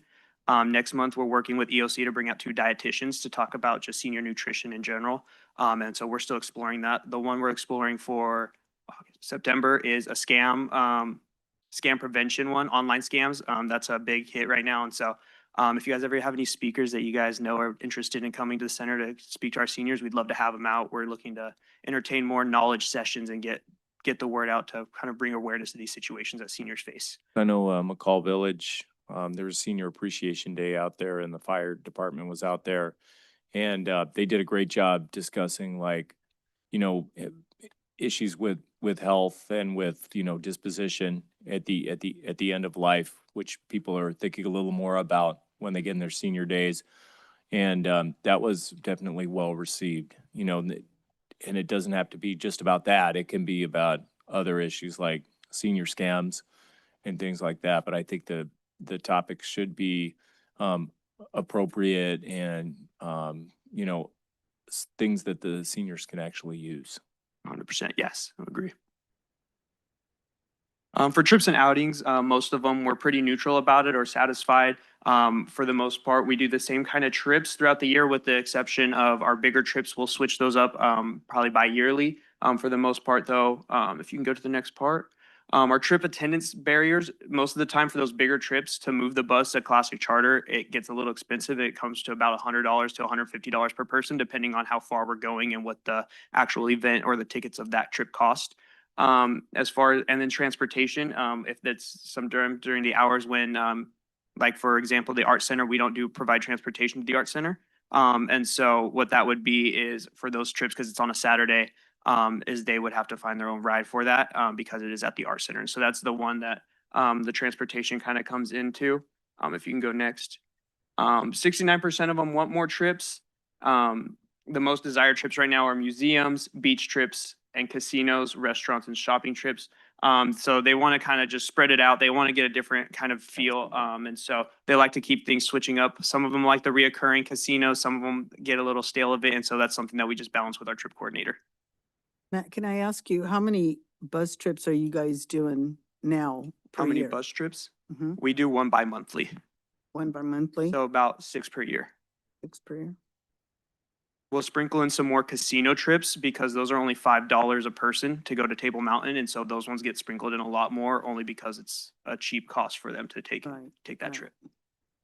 Do you get quite a bit of participation when you do? We will fill the bus almost every time within a week for all these trips. So we do get a lot of participation. Yeah. Good.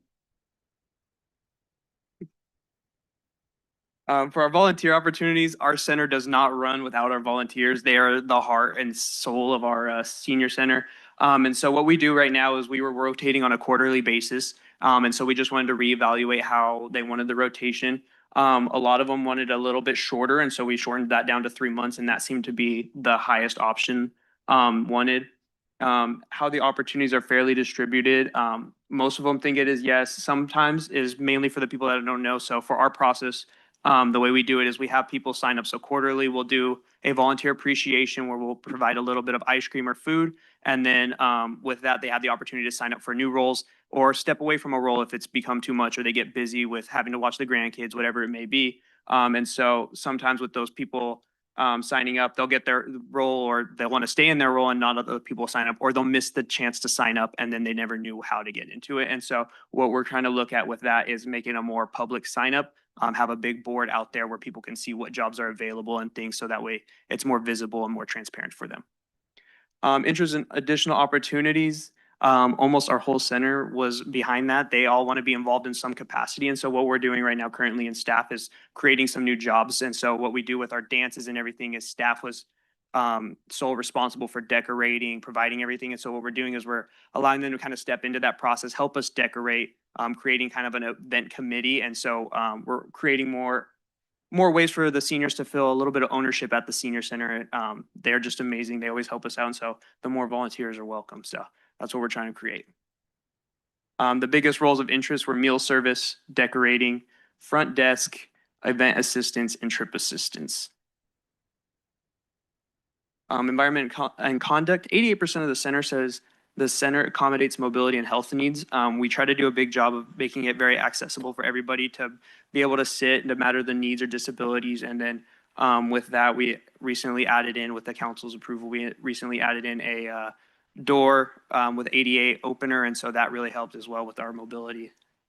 And then a great stat that we like to see is 88% feel safe at the center at all times. And so we really strive to make that a place for people to have a sanctuary, a home away from home, somewhere to get out and have a second family. And so it's really nice that 88% of them do feel safe that way. So the biggest improvements that were noted were some more seating, some additional rest areas, a better sound equipment, and some larger print materials and improved parking access. And then some of the biggest issues that were reported were gossip, participant disrespect, disrespect towards staff, bullying, inappropriate language, and threats. And so one thing that we're going to do with that is we're going through the code of conduct. We're going to make a larger prints to post it out throughout the building, go through and get everyone's signature again, just to make sure that they're understanding that what our rules and code of conduct is. And so those are kind of the ways that we're trying to combat those.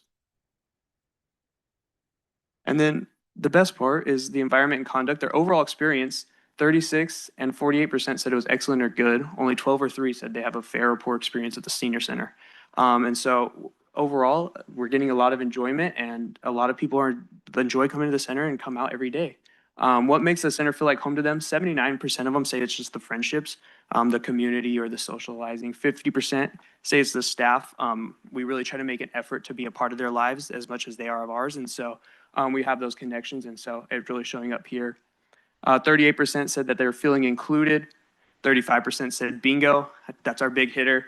All the seniors love bingo. 35% said they love the volunteers or being a part and being a volunteer. And then 29% said the trips. And then 26% said the meals. When you get a home, like a meal right there, right? It's like you're at home, just eating lunch with all your family. It's a big family over there. And so that was just the information. And so of all the senior center survey that we did. And so if you guys have any questions, I'd be willing to answer. Yep. So what are the changes you're going to make as a result of the survey?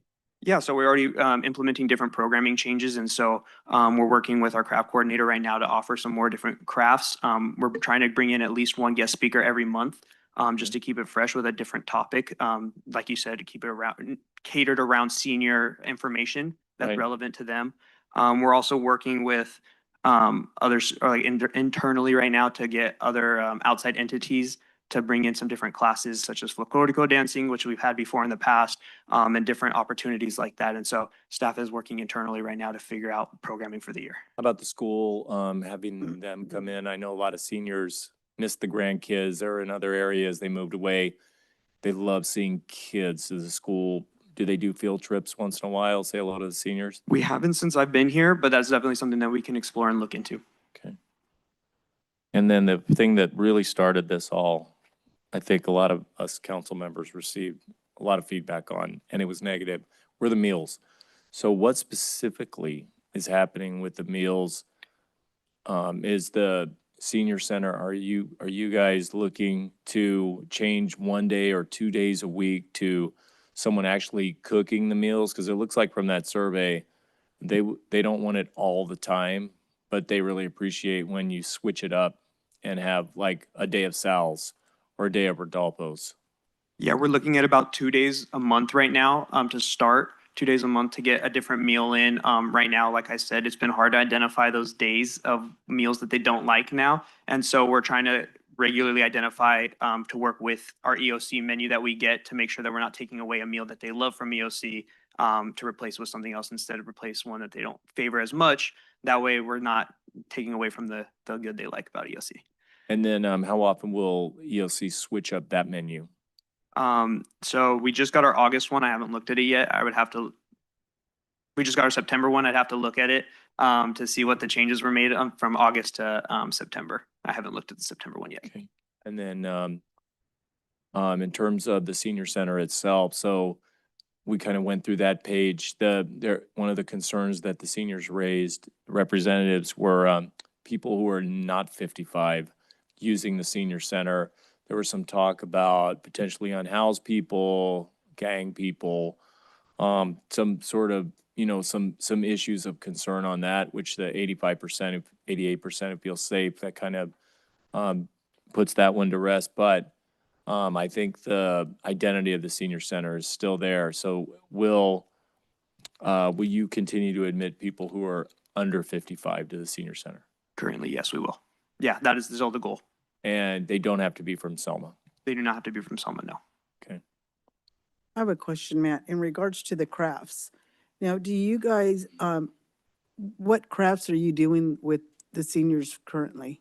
So we'll do ceramics all the time, daily. So there's ceramics. That one is they will have to pay for a ceramic to make. They'll make the mold there and paint it. But we do random ones throughout the year, especially during the holidays. Our craft coordinator, Lori, she will organize a free craft for them, whether it's turning a toilet plunger into like a scarecrow decoration or turning hangers into Christmas decorations, right? She's very creative with that. And so we do different types of things like that. And then we're looking at right now other programming to have either a knitting or some type of crochet class right now. What about adding like plants? Like a lot of, people like to do that succulent plant, which is really nice. Also, like at the high school, they do floral. The florals, they make really nice floral arrangements that they use real flowers and they're beautiful. I mean, is it something that you guys could utilize a person like that at the school? We could look into it. On the survey, gardening was an option on there, and I believe it only had like 2% interest in it. And so it just didn't seem like it was a high interest in our seniors. But on our next survey, we can definitely highlight it again and circle back to it and see if that's something that they want now that the new programming is kind of coming in. Okay. That for me. Anybody else with any questions or issues? Anybody from the public with any issues about the senior center? Anybody online or on the phone? Mayor, I see no hands raised at this time. Thank you. I think, Director, you did a great job on this. You knocked it out of the park. Appreciate your receptiveness to this. I know the city manager and I attended that first meeting and it was a little rugged. There were some pretty strong opinions there. And it sounds like once the actual survey went out, it showed what the main issue of interest was, which turned out to be the meals. So it sounds like that's good. But just so you know, we get a lot of, feedback on this as well. And I think another thing is, just keep it fresh. Just keep doing outreach as well. We went to Bethel last week for their grand reopening under new ownership. McCall Village is another senior community. Frontier has a number of seniors. I would encourage the senior center to continuously do outreach just to let the community know who we are and where we are and these services that we provide. Yes. Thank you. That was an informational item, so now we will move on to our item 5.3, which is the topic of the Holiday Ice Skating Rink. Good evening, mayors and members of the council. Long time no see. This is an exciting one. This is the Holiday Ice Skating Rink. This was a long time coming. We've been requesting pricing from different companies and took a while to get some responses, but we finally got them. And so with that, we have, if you can go to the next slide, the way we kind of gathered this was there's 5 options gathered from 4 different companies.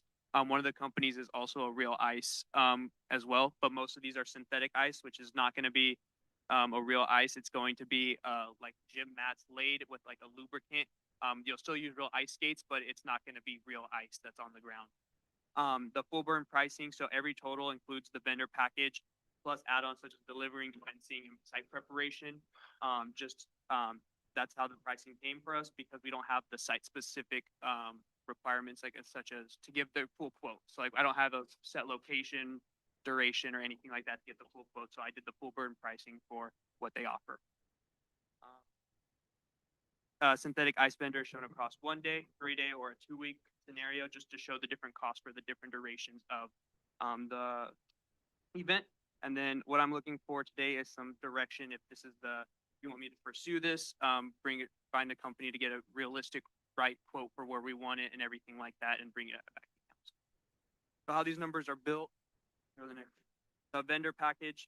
So there's 2 different pricing on there. The first one's going to be the rink equipment, professional operators, insurance quoted by the vendor. And so all of the totals use the vendor's staffing option because the city, we won't have enough staff to fully staff this event. And so we would have to use the company's staff. The second pricing requires the required add-ons as well as a platform that would be needed if the ground is too uneven or if it's put on grass or gravel. So I wanted to give a full picture of everything that it could encompass as well. Go to the first company. It's going to be All Year Sports Galaxy. So this one's a synthetic ice. We have different size choices. It's a 40 by 40 or 40 by 60 are the 2 smaller sizes they have. Optional safety equipment. There's DJ lights, effects, and snow machine. The skate rental, tent, and shelving. Professional operators, delivery, setup, and removal. Secure fencing, assorted skate sizes, table, PA system, and music. Changing areas with branches, full insurance coverage. This is what I was talking about before.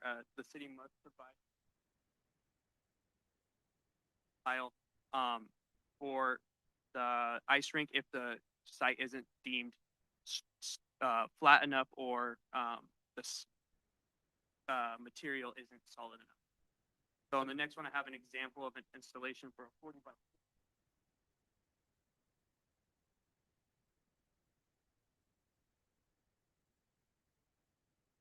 not a very large space. That would be with the synthetic.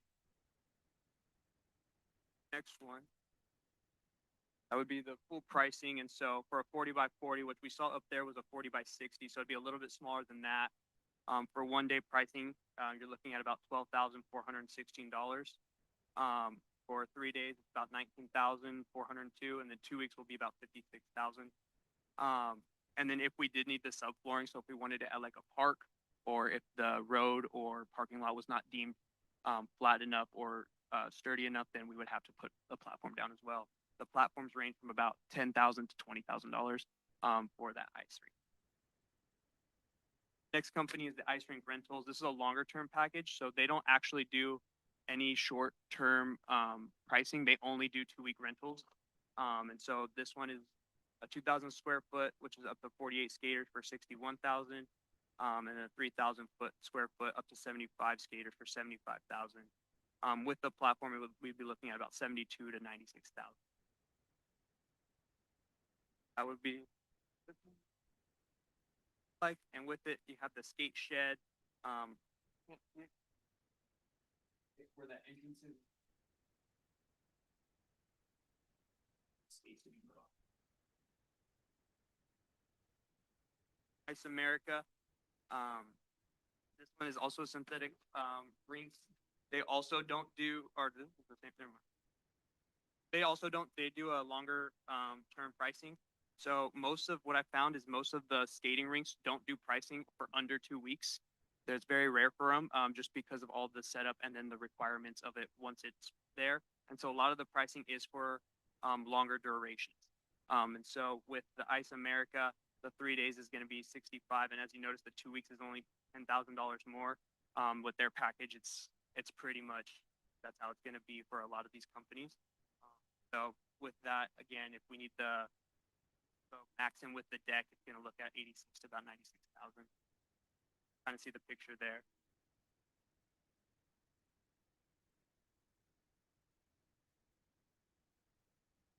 Next company is Emerald Events. They are one of the few that do a 1 day rental.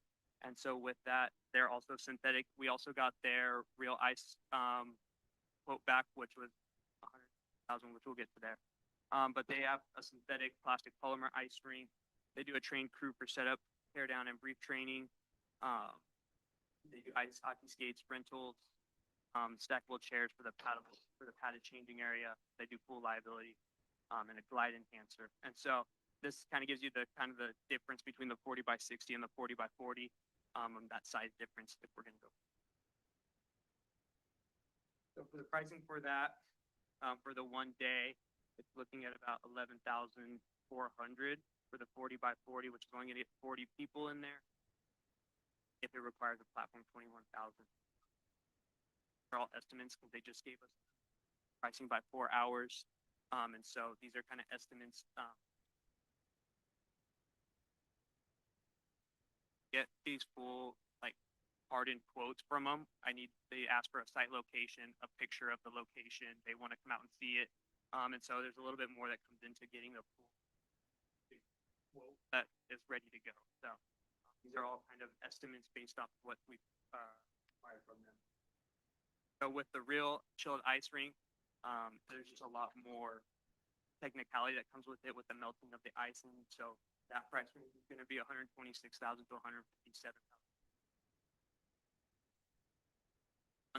And so required to have 24-hour surveillance over the equipment. Setup with the ice requiring refrigeration, this power as well. And so this one has technicality for that. The city oversight was included in this. The way it was calculated was through finance. It's for one recreation supervisor or maintenance for the oversight of the event. So like I mentioned before, site requirements. So if a grass surface, we want it at like a park location, we're gonna have to buy the platform, and it will kill the grass wherever. So they already said that wherever you put it, if you put the platform there, it's getting. And then for gravel, uneven surfaces, exclude soft mud, dirt, sand, gravel.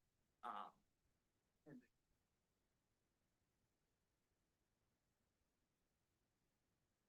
then with the insurance and like.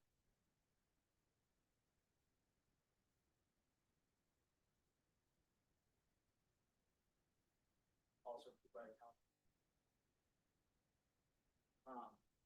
Ice rink rentals is the only required the city to provide. Ice America include insurance and liability. So what's that?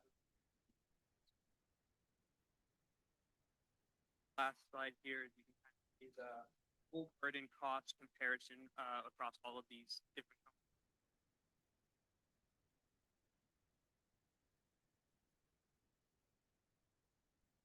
Or if we're having it.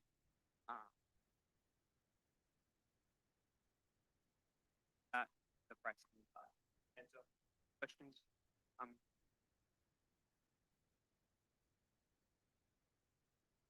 Appreciate it. I can tell you're enthusiastic about it, Director. Thank you for your efforts on this.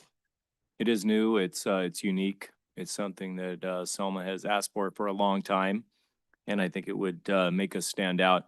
Some of these vendors are local. Some of them aren't. Have you checked them out against the cities that they have provided services for to kind of get an idea how they do what they do? Yeah, so all of these agencies do cities in California. I believe Ice America was the so these are all California local companies as far as local as we can get. And then in terms of the dates, could we reserve a couple weeks before Christmas if we act now? I mean, what's their availability in terms of dates? So they had told me when I reached out to them about 2 to 3 weeks ago that to book it now. And so with a lot of them though, they say that these costs don't incur, or like the closer you get to the holidays, the more expensive it's going to get because they have a holiday price increase. I can't remember what they called it exactly, but it's some kind of a holiday price I would think increase. that's when most people want to do this. Exactly, and Kids are so- home from school, and either Thanksgiving or Christmas would probably be a Yeah, and so Pretty good time for this. we're looking at it for this year. It would Winter need to be break. booked as soon as possible to avoid as much fees and overbooking as possible. Like from these vendors getting booked from other places. And Matt, did you look at the Fresno that it's considered synthetic, correct? Theirs is a synthetic. I'm not exactly sure what Fresno uses. They didn't tell me what that they organized from Fresno, but I just know that that company is the one that does Fresno's. Okay, because there is a big difference between the synthetic and the real ice. If you go to Hanford's is the real ice, and there's a huge difference. And you'll see that the people are more favorable, I would say, to the real ice. Because the synthetic, you won't find a whole lot of people that are interested in that ice, or I would say in that type of ring. Um, that's just what I've seen, and I've experienced it myself. And you would definitely have to go 2 weeks. You couldn't just do a couple of days or a day here. That's not going to work. In order to be profitable, because you have to remember, they charge per person. And I think Hanford is charging $22 for adults, and they charge, I think, 15 per kids under 10. And That'd be the city that charges that after we pay them. Is that correct? Or do they charge? So it would be us that's charging. That's how they kind of reimburse. And Right. so what the companies that I've spoken to have kind of said is that with the synthetic, with our area not being a very snow-filled area, right, that the synthetic is almost it's a little bit of a slower skate, a less of a slide, more of a glide like a rollerblade, and so it might be Right. more obtainable for the first year. Which was their recommendation, but they also recommended that if we do synthetic, like you're saying, it's not the same as real ice. And so we wouldn't be able to charge probably more than $10 they would recommend for an ice rental or for the skating hour because it's not real ice. Mayor Pro Tem, to your comment, I believe the one in downtown Fresno in front of Mariposa Plaza is real ice. I think they have like a Zamboni that drives through in between sessions, and there's you can see kind of the melting of the water. So the one in downtown is real Oh, ice. it's real, okay. And what company does that one? That would be Ice America. Ice America. And have you scouted preliminary locations, Director, around Lincoln Park? The only location, because I had to give them a location, so the location that I identified was between Cross and Mill Street on Selma Street, right in front of the library on the road. That way it's kind of in junction with the Santa's parade when it happens, and so but still out of the way enough, and then that road closure wouldn't be invasive enough where we could keep it for that 2-week duration if needed. Cross Street and Selma. Okay, so it's a little bit further east Like of yeah, where the park is. yeah, like right in front of where the library would be in the road. Okay, and you would close that little strip Yeah. of the road there. Yeah, similar to how it was done for the Raisin Festival, but without Mill Street being closed. Mill Street would still be open. And then in terms of the city making its money back, so the city would charge admissions, and then how about vendors? Could we get some of the vendors from, the food truck Fridays? I mean, would they be candidates to come around there and serve hot chocolate and food and things like that? Yes, there's definitely potential for vendors to be present at the ice rink for sure. How about music? Do they provide the music, or So different packages that they have will provide music as well as like snow machines and different winter effect essentially to make the whole ice rink a winter wonderland. And then can we get event insurance in case it rains We- for like a week? Mhm. Yes. So they had, I didn't exactly see it. One of the companies with their quote sent in a weather, like if it gets too hot or if it rains Yeah. or whatever. I'd have to look back at that. And what about lighting? Is it including the lighting? No, ma'am. We would have to do lighting. So we'd probably have to get light towers. Okay, because I know like in Hanford, they do beautiful lighting out there, so it makes it really nice. Which the community services department does have cafe lights. That would be an option to put up as well to help with that. Okay, so which option do we want to go with, council? And let's get public input. Do public have any Anything you'd like to say? Any suggestions? Any donations too? 1057 Mill Street, Rose Robertson. I think this is really exciting to hear. The park already had an outstanding event with Beppe Marquez, over 2,500 people. Now we're going to make history again if this goes through. This is specifically for the kids, and this is going to be something that's going to be made in history for Selma, for the kids. It's unfortunate that, previous years, before this new council, we had money that was just going to some ridiculous places and things and not getting appraisals for some property. And this is why you do things legit and you do the right things so we can have money to be able to do these things for the kids. This is going to be phenomenal. This is going to be just amazing Christmas time for these kids that never leave Selma. They're going to be able to come during the time. Hopefully it falls during the time when the kids are on vacation, Christmas vacation. They're going to come and it's going to not only blow their mind, it's going to blow the parents' mind with them being together as a family. This would be so positive for Selma. It's time. It's time to start spending the money on the children, the citizens of Selma, and make history for Selma. We have a new council. You guys are looking at all the money, wisely, and it's about the kids now. So hopefully we can make it work. And again, we all live here and we should make this happen. Thank you.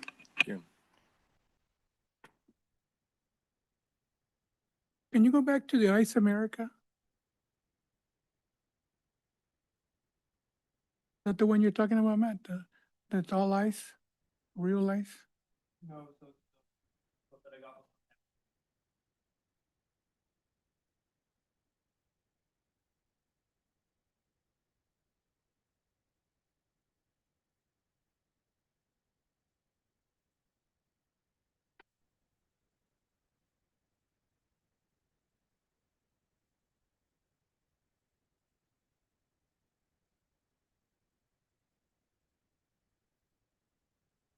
Okay, Mr. Ramirez?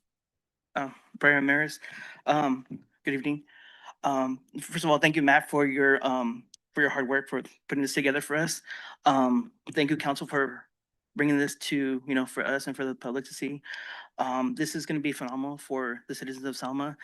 We've never had this before. This is going to be truly groundbreaking. A lot of people are going to be surprised if this goes through, and I really hope that it does.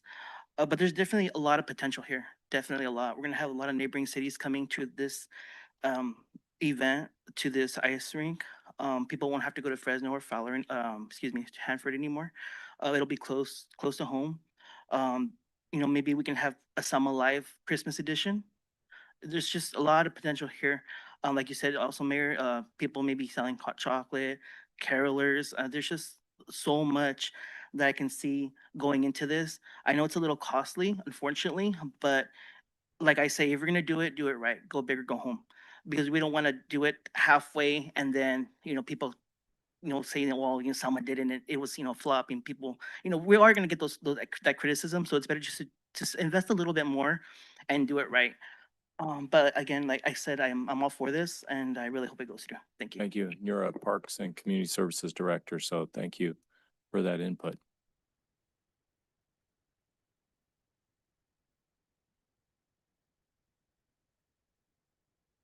Ella Ramirez, I'm a resident. I agree with the two speakers that just came up. I think it's going to be great for Selma. That's going to be add to what's already going on, Selma Live, and the other event that's put up by the bid, the truck vendors, and it's just adding more and more and more. And like was previously said, we don't have to go to Fresno, we don't have to go to Hanford. Hanford has a rink over there, and people go over there when we can have it here. And I think that would really be good. And, families would come together and it would be the whole winter wonderland. I can just see it now. It'd be so, so nice. So I hope you really, take this into consideration and just, have it done. And I think it would make a lot of folks, a lot of family, a lot of Selma residents really happy. Thank you. I think it's also part of what we're doing in Selma. We're doing the Second Street improvements. Where, you know, the bid is, doing a lot of downtown improvements with the Christmas decorations. That's what their last board meeting. It's kind of it rounds that out. It's culmination. It's working, you know, it's not just an ice skating rink by itself. It's part of a larger process of renewal and revitalization for our downtown. And it will bring people in to see our downtown and to see what we've done. Because a lot of people still think of Selma as, oh man, Second Street, turn around, get back on 99. We're going to show them a new Selma. And I think the ice skating rink would be a way to bring them in. Is it expensive? Well, I mean, in terms of dollars, yes. But, you know, in terms of exploring what we could do with that, we had the chamber here tonight. They have healthy financials. I'm hopeful that maybe they could partner with the city and maybe even put a few bucks our way, like we did with the 3rd of July with them, where they hosted the venue at the Selma High School Stadium. Would love to explore that with the chamber in the future, to partner with the city on that financially as well as operationally, to provide their great ideas and maybe even some folks to come out and volunteer for that event as well, along with the city.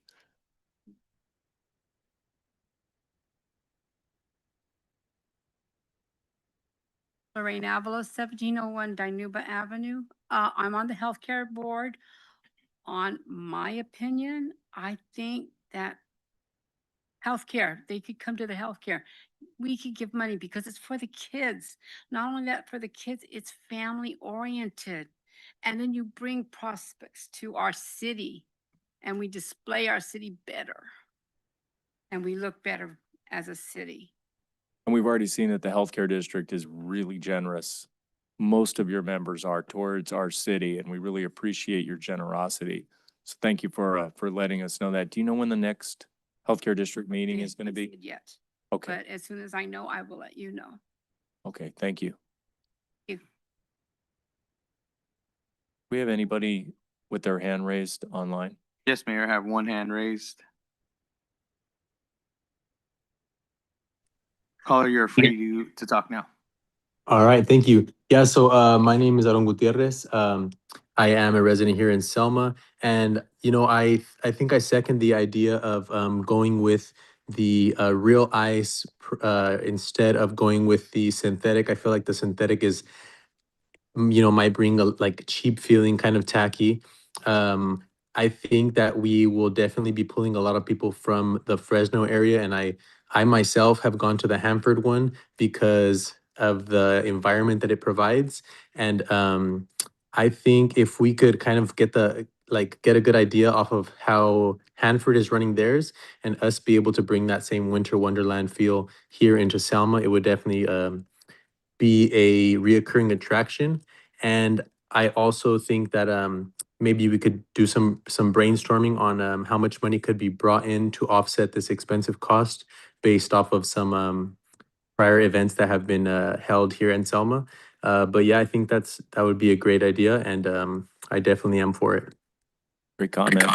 Thanks, Mr. Gutierrez. Okay, bringing the item back to council. Mayor? Yes, sir. Just wanted to give one caveat with the discussion of the real ice, especially with the estimated cost of 126 to 157. City purchasing policy does require that anything above 75,000 would have to go out to a formal bid, because there are multiple companies that do provide the real ice option. I don't think that we could get through with a sole source on that. I'm only seeing one company that provides real ice. What are the other companies that provide real ice? I think he mentioned, I see all your sports Galaxy. What's the other and then one? he said Ice America does Fresno's, even though they provided a synthetic ice quote. But I think he said that they did Fresno's, so. If I can chime in, all of these companies do real ice. All of the ones listed. I just didn't approach them for a real ice quote because last time when we had given the larger quote, you had asked us to look for something cheaper, something more affordable, and so that's why I went to the synthetic option.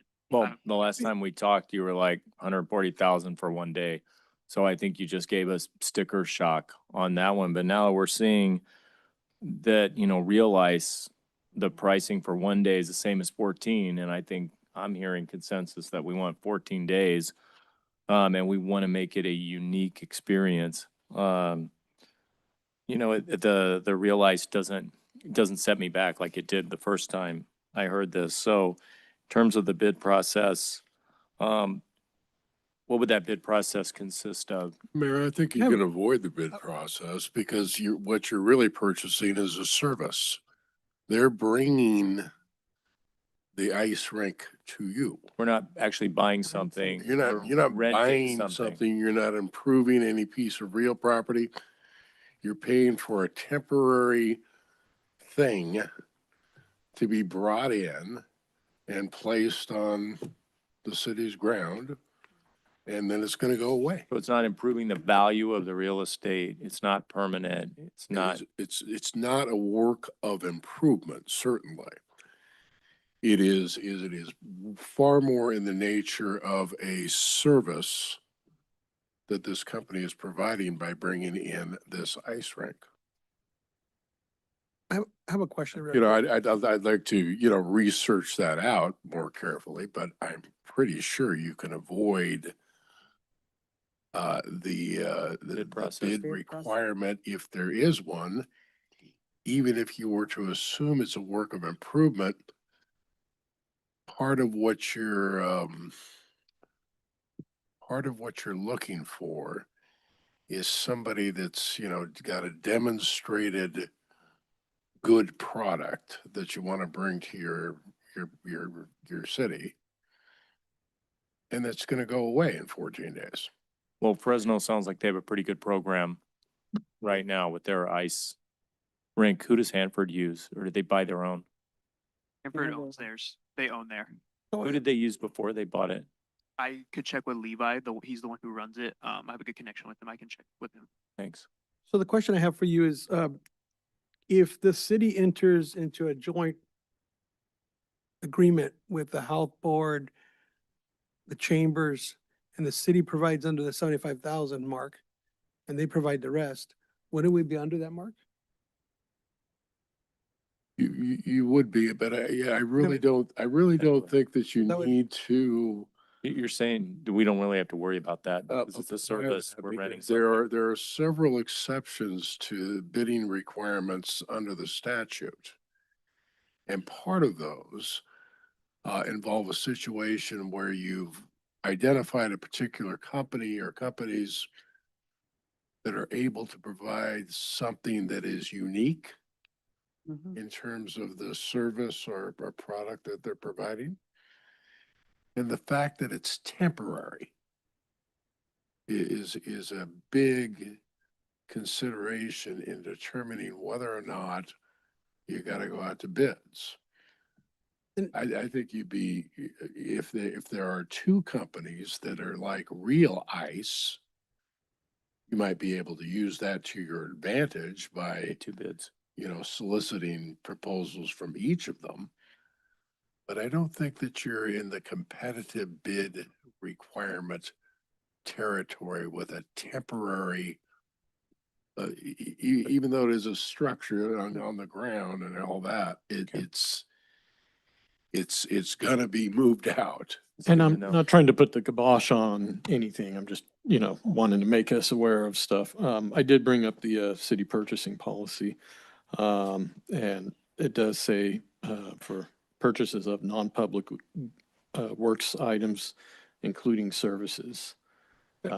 We made the policy so we can waive that policy in that. And I just want to we're doing it one time, make but that thank aware. you for bringing that But I up. also think that it's lucrative, like they were stating, to help the work. Yeah, that'd be awesome. Chamber, everybody getting together and investing in it, even the school district can say, you know what, I want from 8 to 10, and they got that block, but they donate it and they provide it to their kids, to the school.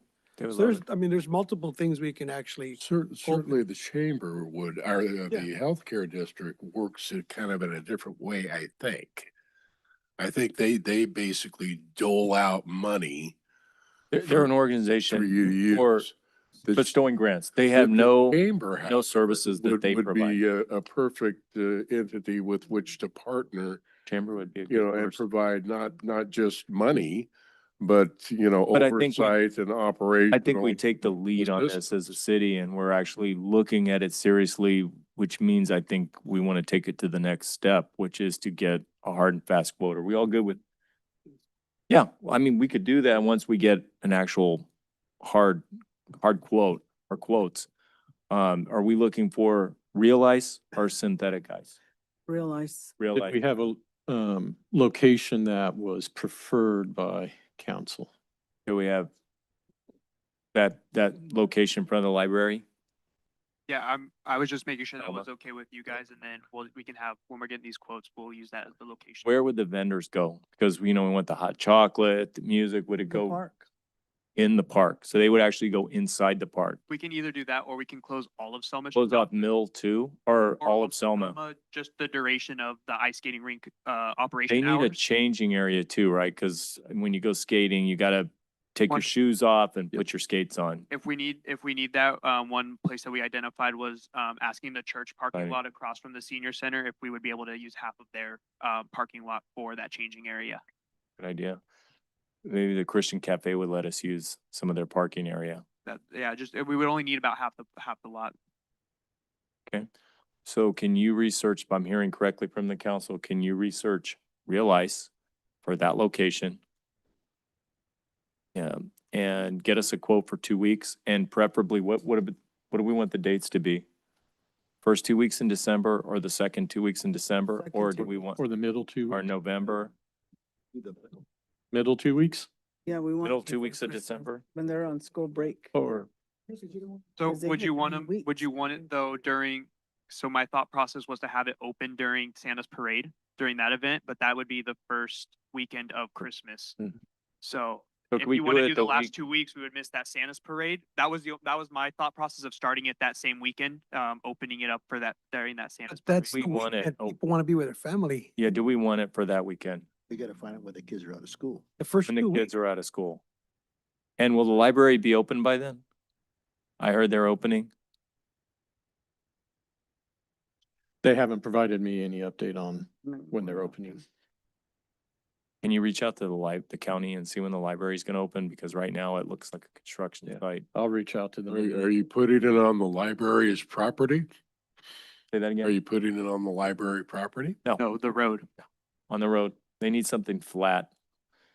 Can we avoid doing, putting a mat down, putting that flooring down for, If you That put, was, of that money. was the goal of putting it in the road, was hopeful that the quote that I had talked to, or one of the people I had talked to had said that the roads are usually good as long as they're not a cracked up road. and then do we want 40 by 60 or 40 by 40? So 40 by in the- 60. I was 40 by gonna say 60. staff report, just so you guys have a little bit more information. The 40 by 40 is only gonna hold 160 people for a 4-hour duration, Okay, where the 40 by 60 will hold 240 in a 4-hour duration. so we decide we want a 40 by 60. What's the timeline again? What do we want the timeline to be? 2 weeks. 2 weeks, but when? When's preferable? Do we want, So a lot of the times with these real ice Or companies is maybe they tell us- they'll do it like 3 weeks to a month is usually like the average package for real ice, because it takes about a week for them to get the ice set up, and then about another week to tear it down. And so they usually give us that time frame for real ice. There's just a lot more technicalities that go into real ice. got it? Can you just propose some dates for us too? And then get a couple of hard quotes and see if who's available to come out, and then when can you bring this back? You Is probably it- should, you probably should market at least 3 companies because you're going to know that some of them are going to be already booked.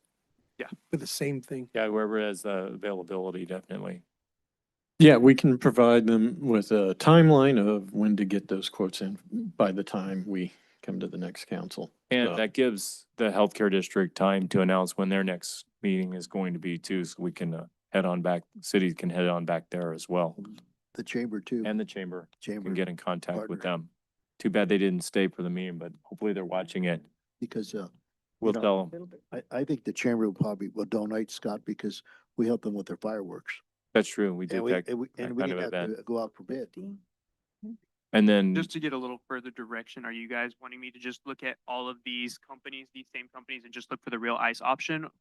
realize and get some potential dates too. You said a month, so get us a timeline so we can kind of hone in on that as well. Okay, great. We have consensus on that? Are we all good? Okay. Thanks for the input. Appreciate everybody. Thank you. Now we'll move on to our next item, which is future agenda items. This is council requests for future agenda items not subject to public comment. Items require a consensus. Do we have any future agenda items we'd like to look at tonight? I have one or two. I'd like a follow-up on the contractor for, that will do the prevailing wage, you know, for downtown, like if they want to paint the Storefront grant. building. So we'll see where we are with that. And then also, I just want to do a follow-up on the street signs to see what zone we're in. Are we almost done with that? Because I know some people mentioned that their signs still haven't been replaced.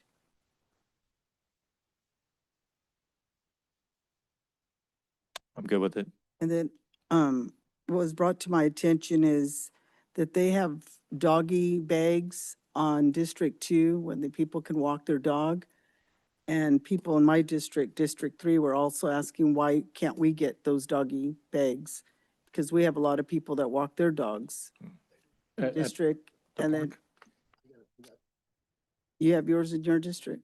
I Yeah, see them we on don't- Dinuba, but do we have mutt mitts anywhere else? I see them at the dog park. Yeah. Like, okay. Can we get some mutt mitts? What was that? Quote for mutt mitts and the dispenser and other areas? At other parks. Yeah, at other parks, around other parks. Yeah, we can look at. I'm good with that. Everybody good? Me too. And then item I would like would be, I'd like a review of all the thrift stores where they are in Selma right now. I'd like to see the city ordinance on thrift shops, and I'd like to know how many are currently applying for business licenses in Selma. Because this seems like we're getting a lot of thrift stores that are coming to Selma.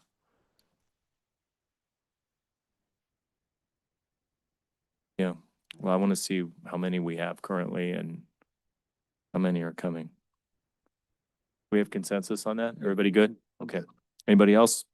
Yeah, I have, I want to, go back to the Pioneer Village, not so much the bathrooms, but the, train station on the roof, the cars repair and leak.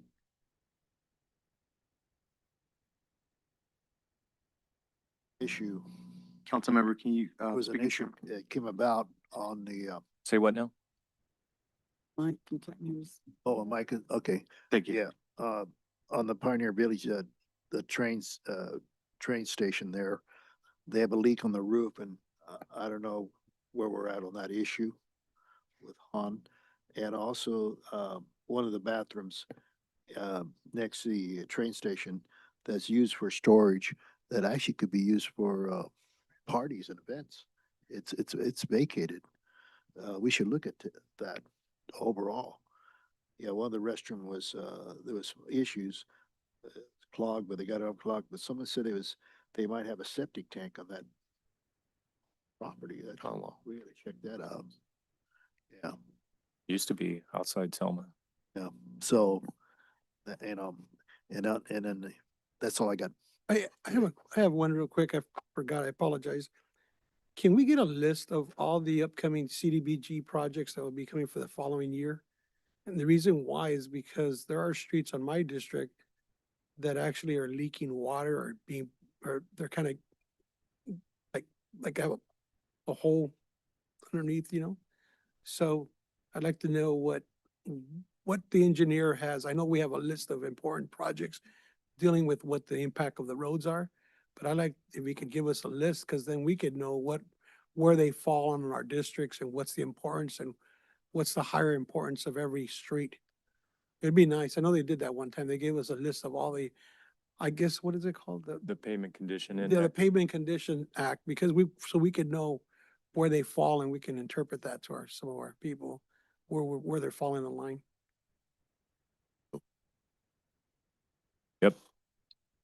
I would like to see a report on, new businesses coming in, you know, what's happening, cause, the one place over there on Second Street by the freeway, everybody keeps asking and everybody's guessing. They say, oh, it's a gas station. It's a gas station. Well, which gas station? Star two.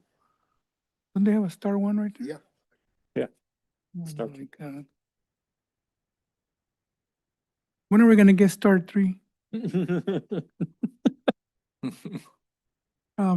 But yeah, there's businesses that come in and we don't even know about. You find out on Facebook that another business is in Selma. It's like, This has to be. they're gonna do a report for me, so no. Also, like Councilman Trujillo said, the streets, when, Councilman Avalos first came in, he brought a lot of pictures and turned them in with, some of the streets are pretty bad. That was yours? By my house, yeah, by my house over there, you come to a stop and there's a big old hole right there. On Thompson, what's the other street? On Thompson, it's on Thompson. Thompson and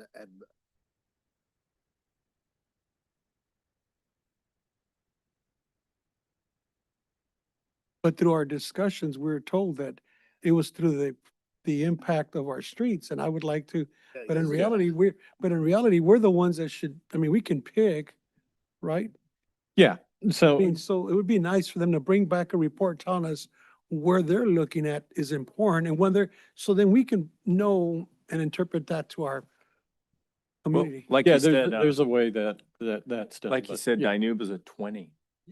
Overall, Selma's a 60. So if we could get a PCI for all the streets in Selma broken out, I know COG uses a company that does PCIs on a citywide basis. I don't know if they have it broken down by streets. They probably do.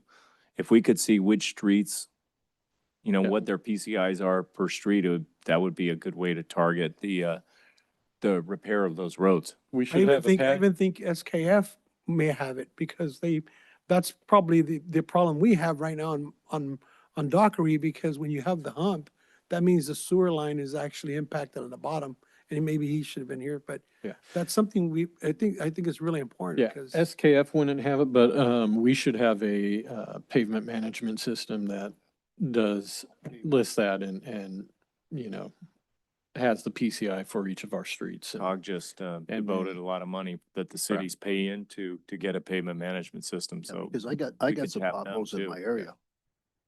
Great. Okay, moving on to council reports, Councilmember Trio. I don't have much, but I want to thank the city manager for his prompt response in regards to, I had a lot of community members call me in regards to the heat wave we had a couple of, was it a week ago or two? And I had the police chief and the fire chief contact me, and all of a sudden there was social media saying where there would be cooling stations. So thank you for that. Thank you for their quick response, and community members were really happy about that. So aside of that, thank you. Nothing else. Thank you. Councilmember Avalos. Okay, I attended the downtown bid that night, and also I also attended the ceremony for the Bethel Lutheran Home ribbon cutting. You know, great owners taking over and responsibilities and trying to be a part of our community. And they're very appreciative of these people, taking care of the elderly people. Yeah, God bless them, you know. And also I attended the Christian Cafe, you know, and you know, once it went to great event, you know, brings people together, trying to, you know, keep the stress down and people's lives. It's good. And also I attended the Boys and Girls Club Saturday. Me and my wife, they were doing a fundraiser for these kids that are going back east for the flag football championship. Right. From Selma. And people donated gifts and so and I bless the community that stands up and help these Boys and Girls Club, because you know they're the future of our society, and we should take care of the future. That's it, bottom line. And then also I attended what was it, the funeral for our past chief Rocket. Brockett, you know, that man was multitask. He did everything. He was city manager. chief of police, chamber, city council, in his life. But you know what? I'll be honest with you, people like that, in our society back, you know, in that time frame, you know, you have to admire them because the great sacrifice from their families. He sacrificed a lot of his time away from his families to keep the city of Selma, the town he loved, you know, he loved it very well and he kept it clean and responsible and God bless the man, you know. And he's in a time capsule, by the way. He's got a badge in a time capsule. I was notified by that. So, not to be open to 2080. If anybody's around in 2080, it'll be open. All right, well, thank you for that. That's all I gotta say. Councilmember Oscara? I pretty much attended everything that Jim attended. Unfortunately, he was there, but that's okay. I'm just kidding. So the only thing I got is we have September 4th, like Director Moreno embarrassed me with that picture, but that's okay. I love the guy. September 4th, the Morenos and Ruben y La Nueva Onda at Lincoln Park's gonna be a good event. There you go. Thank you, sir. It's gonna be on all social media, I think tonight or tomorrow. And we hope you share it and let people invite your friends, neighbors. Even if you don't like them, tell them to come down. So, thank you. Thank you. Mayor Pro Tem? I also attended the Bethel Senior Living Mixer. And again, it was a beautiful mixer. They had so many people there. And I want to thank the new owners for partnering with the city of Selma. They really want to invest here in Selma and they want to do whatever they can to partner with our city. I also served for the Christian Cafe, the Robertson Guerra Gallardo family. We do that 4 times a year. And that was something that's very dear and near to my heart because we really, really enjoy doing that. And we love to see the people that come out. And again, it doesn't have to just be less fortunate or homeless people. These are people in our community that like to come out and have a meal and get to talk to people and socialize. I mean, it really brings so much love and warmth to to these people, and we love doing it. The other thing I also attended, let me see, I attended Chief Rocket's his services. And again, it was beautiful, beautiful service to hear everything about Chief Rocket. The other thing I want to say is on a personal note, we did celebrate 25 years for the Robertson Guerra Insurance Agency. We've been here 25 years, and I want to thank all our God first, my clients for being so loyal and keeping us in business. The other thing, we were one of the companies that donated for the Boys and Girls Club because, again, it's what we do. And we love giving back to our community. And we hope that they do raise enough money to be able to go back east. And that's pretty much it for me. Thank you. Attended that grand opening at Bethel. It seems like they really want to take it the next step and go from a business looking inward to a business looking outward, being part of the community. They've attended Food Truck Fridays. They went to McCall Village. They had this grand opening. They invited city, fire. They were, they had a nice grand opening. Really hope that that they make it. It was kind of eye opening to walk around. There are really 3 Bethels. There's the retirement community, the village, and then there's the care facility and the rehab facility. And it's there's a lot going on there. Definitely, it's good to have that in Selma, and I'm really glad that a company stepped in because the other one was having financial problems, and that is something that we need to have in Selma. I think it's really important. Glad they're here. I attended unfortunately, the funerals of S.B. Chavez and Jim Brockett, as we heard. It was a real honor to speak at the Jim Brockett funeral, and really great to see council members come out and the police chief attend. And it was really heartfelt to see this this Selma native celebrated, even though they moved out upstate. They all came back, and he wanted to be buried in Selma. So it was very nice that he wanted to come back here for his final resting place. I served dinner at the Christian Cafe with my family members and the Robertson Guerra Insurance Agency in honor of our departed brothers, Renee and Steve and Reyes.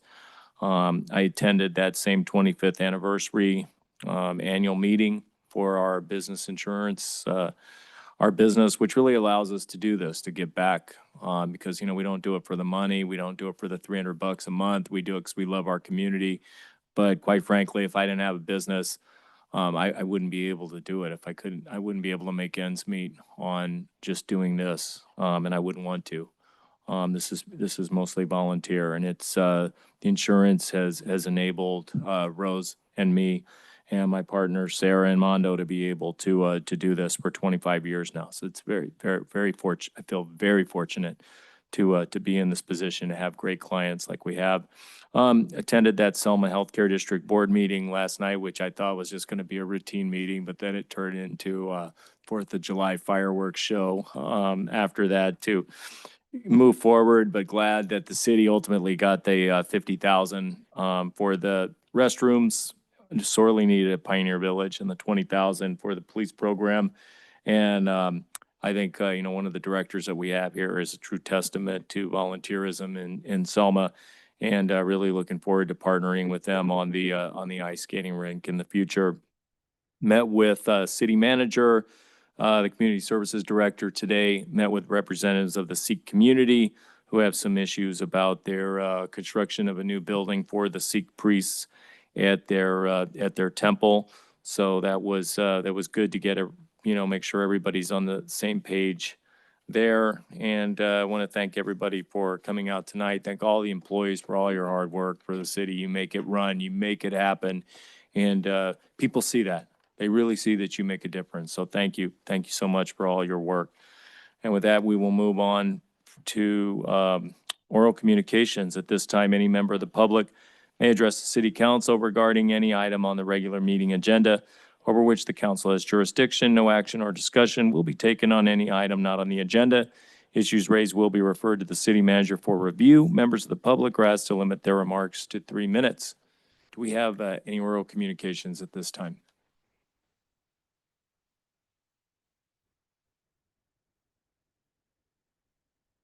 Ella Ramirez, I'm a resident.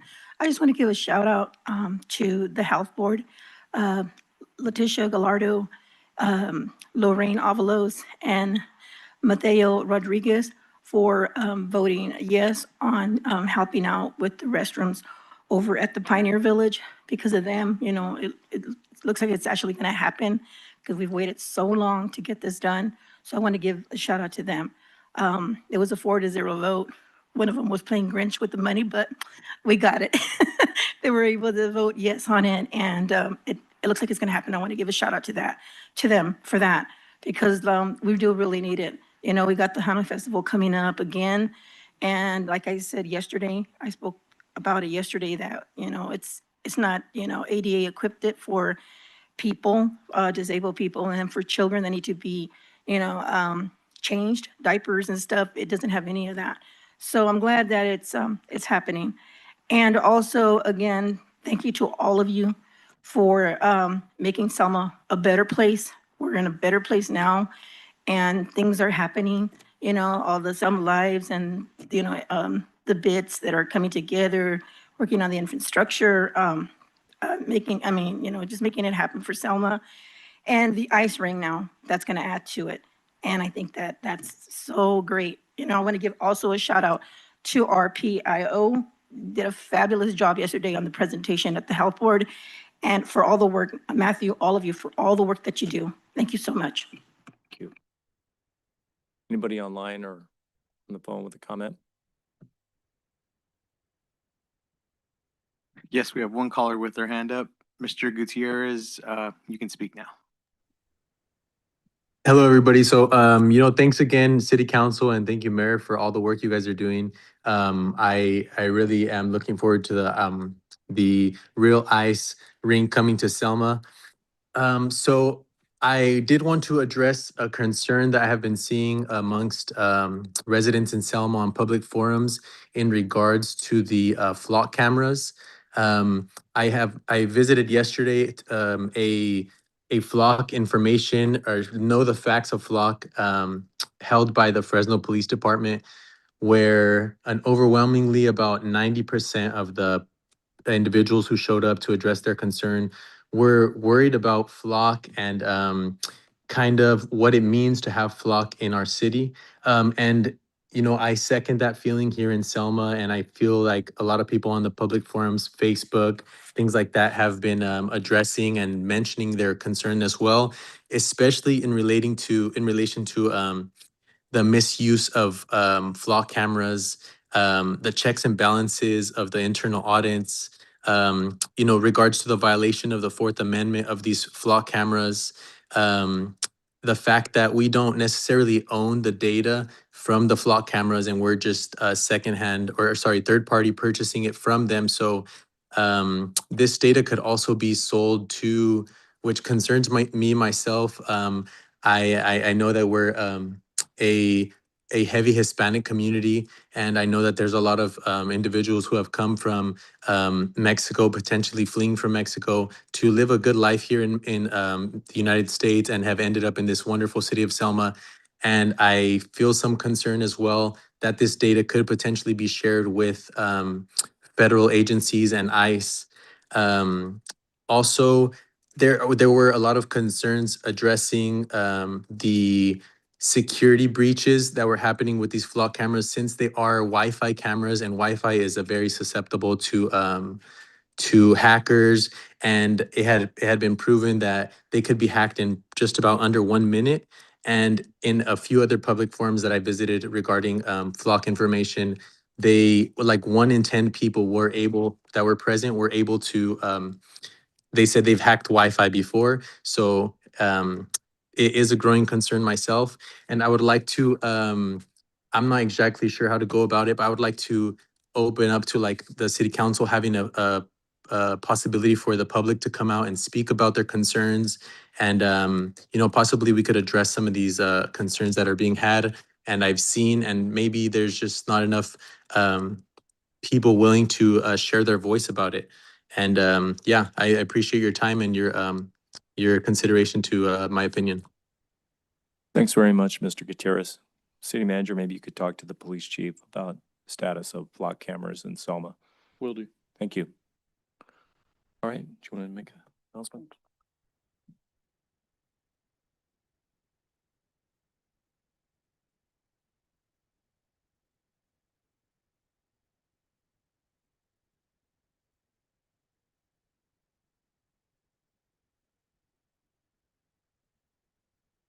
Okay, I'm coming down here as a citizen. My name is Sarah Guerra. My address is 2505 Rodeo Street.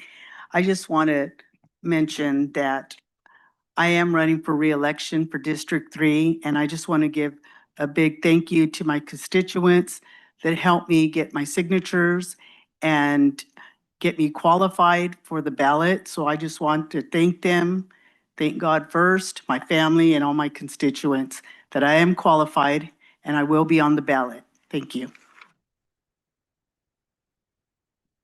I also wanted to let everyone know in the city, as an individual, Scott Robertson, 1057 Mill Street, that I'm also running again for City of Selma Mayor at Large. I went through the process. Again, it's been a real honor to serve the city and the citizens of this great city. And as you see tonight, and as you've seen in the past weeks and months, we have really brought Selma alive again. We're doing something special here. And I would just like to run for Selma City Mayor so that I can be part of this process, because we're not done yet. We have a lot of good momentum, and I wanted to thank the council for your efforts. And as we've all seen today, these elections can get negative if that's what the opponents want to do. We have better things to do in Selma, and we're better than that in Selma. Let's keep it positive. and let's keep our city moving forward. Thank you.